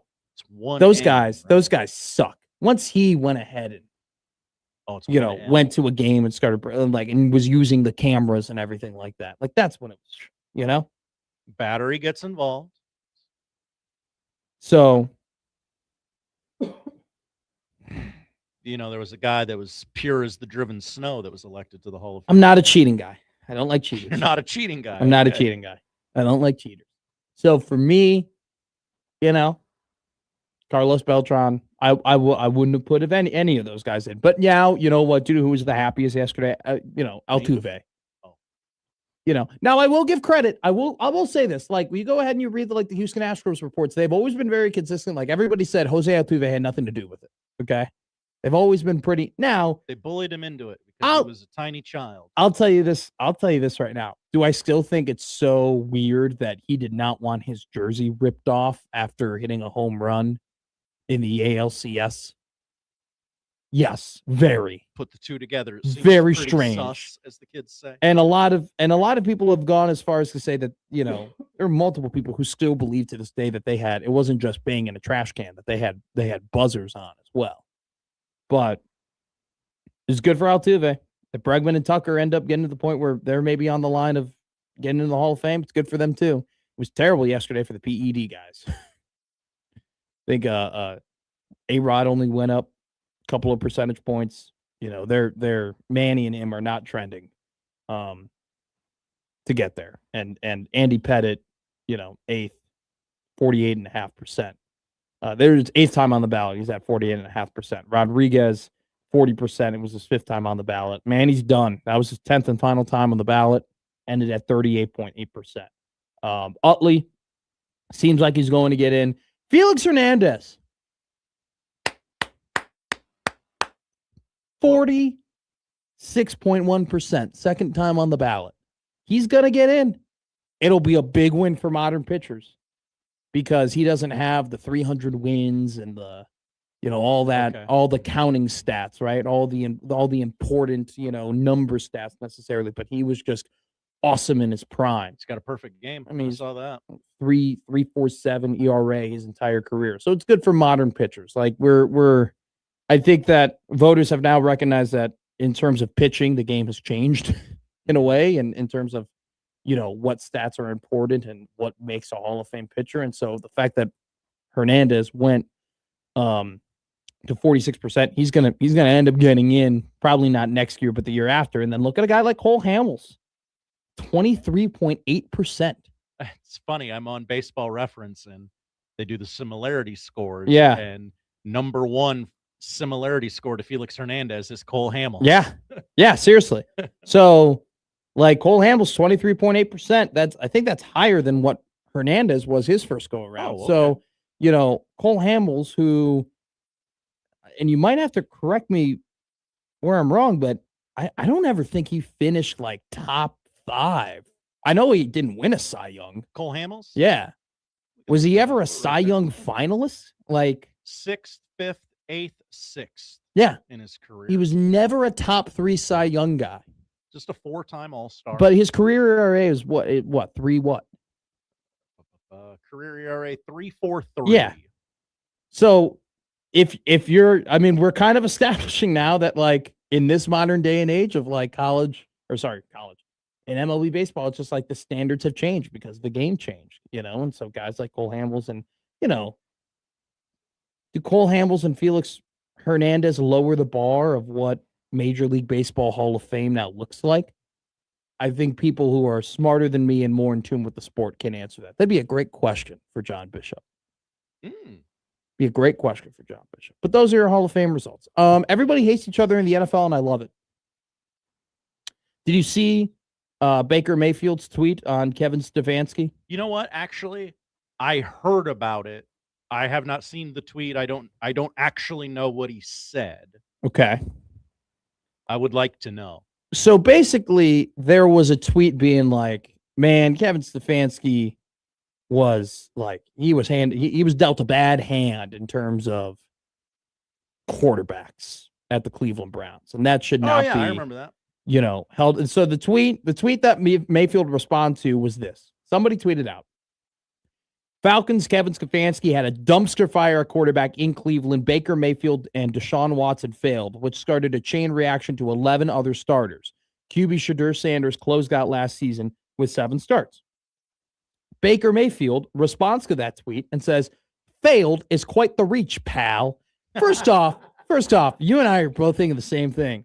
Is pal the new buddy? That pal's doing a lot of work. A lot of work there. Yep. Because I still, you say buddy, like if I just go, what's up, buddy? If I say, what's up, bud? Thanks, buddy. You know, like you can get away with buddy being not like now. Are we buddies? This is what's he saying there? What's pal? I know we are not. Oh, we are not pals. We are not pals. If I go, what's up, buddy? Like obviously, like you know. But I could say, hey, what's up? Hey, bud. You know, cool stuff. Failed is quite the reach, pal. Good Lord. He continues. Still waiting on a text/call from him after I got shipped off like a piece of garbage. Whoa. Can't wait to see you twice a year, coach. Oh, no. Can't wait to see you twice a year, coach. I love it. I love it. I do actually like that. I love it. Here's another one. Those NFC South games sometimes need a little juice. They do need a little, you know? All right, here's another one for you. Do you remember in the middle of the season that I forgot what Robert Saleh said something that would be a first. About Liam Cohen? Like he made he Oh, really? I think it was in reference to stealing signs. Let me look it up. I want to make sure. So, okay. So basically Robert Saleh said that Liam Cohen legally steals signs. Okay. So he legally goes ahead and steals signs. This is what he said at a press conference. Cohen was walking off the field past Saleh and was heard shouting, "Keep my name out your mouth," to Robert Saleh, in which both the coaches at one point were just basically like, they kind of were like, what the hell's going on? And then they got like half held back. But like the video is very like, it's Cohen yelling at Saleh being, "Keep my name out your mouth," and Saleh being like, dude, what the hell? Because Saleh said they've got a legally and really advanced signal stealing type system where they always find a way to put themselves in advantageous situations. Cohen didn't like that. He screamed at Robert Saleh about it, walking off the field. Guess who now coach in the same division? Robert Saleh and Liam Cohen. Hell yeah. Sometimes those AFC South games need a little juice. Do you know what doesn't need a little juice? I cannot wait for that first LaFleur Ben Johnson handshake. Oh, because that's going to be like an event. Is back. Like, I assume it's Fox, maybe NBC will have that game, but like, it'll be like, okay, like nobody come to midfield. Like it has to be the two of them in a solo shot.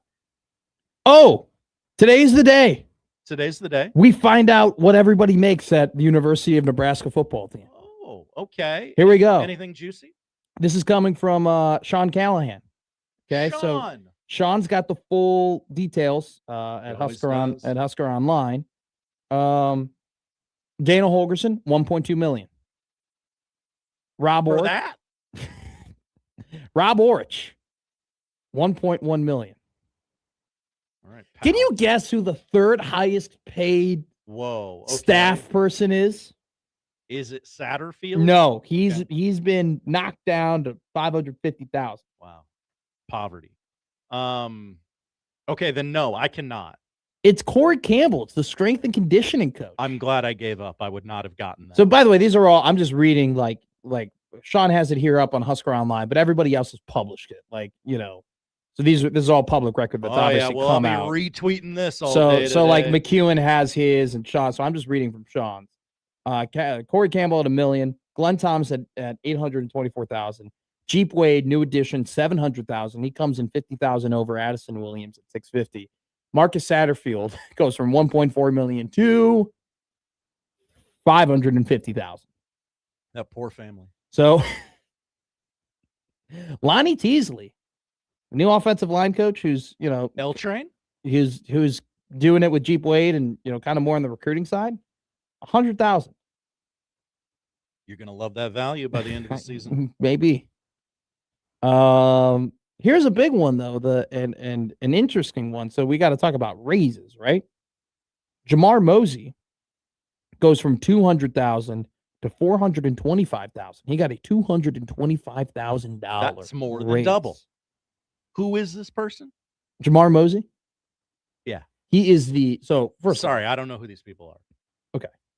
So first off, Jamar is the father, obviously, Okay. of Isaiah Mosey. That was going to be my second question. He's really big in terms of recruiting in Kansas City. Like he's got a lot of really good connections. Very important. So he's a very hub.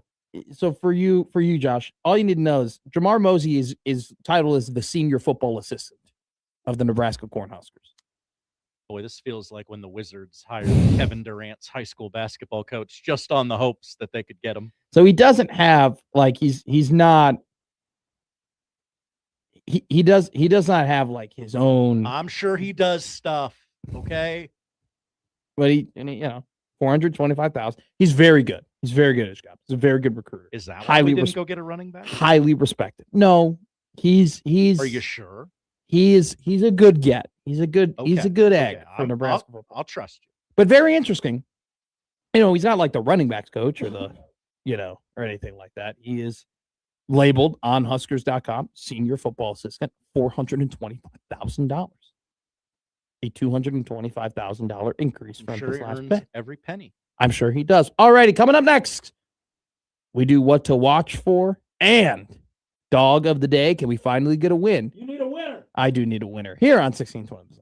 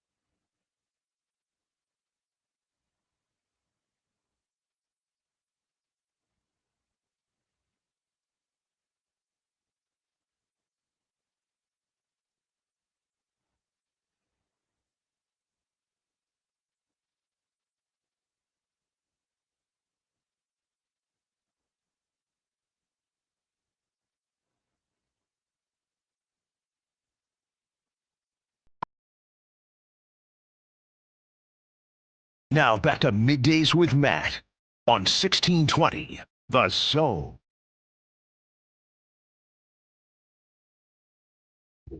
Middays with Matt here at 1620 The Zone. Plenty to watch tonight. I did watch the first episode yesterday of WWE Unreal. I did too with my wife. My wife. Pretty good. Pretty good. I'm more excited for the other episodes, but I'm excited to see the rest of it. Not bad at all. Becky Lynch, Seth Rollins, what a cute couple. They're adorable. So adorable. All right, what are we watching tonight, Josh? We're watching hoops tonight. Hoops. Maryland at number 11, Illinois, 6 o'clock on BTN. Notre Dame against number 22, North Carolina, 6 o'clock on ESPN2. On FS1, an inferior broadcast at 6 o'clock. Creighton hosts Xavier. The superior broadcast will be right here on 1620 The Zone and in beautiful FM sound on 1019 The Keg at 5:30 tonight. Texas and Kentucky, a battle of unranked teams at 6 o'clock on SEC Network. And at 8 o'clock on BTN, it is Washington at number 7 and undefeated Nebraska. Nebraska women also in action tonight. 6:30 on BTN Plus. The 24th ranked women are up north to take on Wisconsin. NBA doubleheader on ESPN. Cavs and Hornets at 6 o'clock. Ryan Kalkbrenner, anyone? Thunder Bucks after that at 8:30. Hockey doubleheader on TNT. Red Wings Maple Leafs at 6, followed by Islanders Kraken out west at 8:30. At 8 o'clock tonight on ESPN2, the second round of the Australian Open. For all my tennis heads. How many tennis heads do we have out there? I'll bet there's at least a couple. I know Jacob Padilla, if he's out there listening, he likes tennis a lot. Okay. So that's one. On Netflix, you have your choice of every James Bond movie ever. Whoa! All 25 James Bond films are on Netflix as of today. I would recommend From Russia with Love, Casino Royale, Skyfall, or the GOAT, 1964's Goldfinger. And finally, on FX tonight at 8 o'clock, a new show, The Beauty, from executive producer Ryan Murphy. The thriller stars Evan Peters and Rebecca Hall as FBI agents investigating murders linked to a mysterious virus concocted by a tech billionaire, played by Ashton Kutcher, that promises physical perfection at a deadly cost. Okay. What a plot. What a plot indeed. Dog of the day. Give me a doggy. Dogs You already barking. mentioned it. It was on your what to watch for. Whoa. We're going to take the Charlotte Hornets tonight, plus 124. Let's go. At home, they have been playing some pretty good basketball. They beat Denver in their last game. They beat. Well, they don't have Jokic. Well, It still counts. It still counts. They still count. They beat the Los Angeles Lakers, and then they beat the Utah Jazz not too long ago by 55. Cleveland having a pretty disappointing season up to this point, only 24-20. This begins a road trip for the Cavaliers, who are coming off of a loss against the Oklahoma City Thunder. Actually, so they'll play Charlotte, and they'll go back home to play Sacramento. Then they'll go to Orlando. They begin a long road trip. Though, Zigzagging. They're zigzagging until they get. Dude, they're going to have 1, 2, 3, 4, 5, 6 games on the road in February. So this is a pretty big slate coming up for the Cleveland Cavaliers, but they lose tonight. In my opinion, when they go, Grammys trip. it is when it is, Or their the Grammys trip. Spurs Oscars. always go on the rodeo trip. Yeah, so they go to Charlotte tonight. Tickets as low as $13 to watch the Hornets play the Cavaliers. So if you're in that part of the country, maybe check out Ryan Kalkbrenner taking on Donovan Mitchell. That's right. He's very tall. He's super tall, and the Creighton Blue Jays could beat him tonight when they take on the Xavier Musketeers at home at the CHI Health Center. 6 o'clock tip-off, 5:30 pregame, short USC, which is coming up next. That was Middays with Matt. Crossover. Stick around for it here on 1620 The Zone.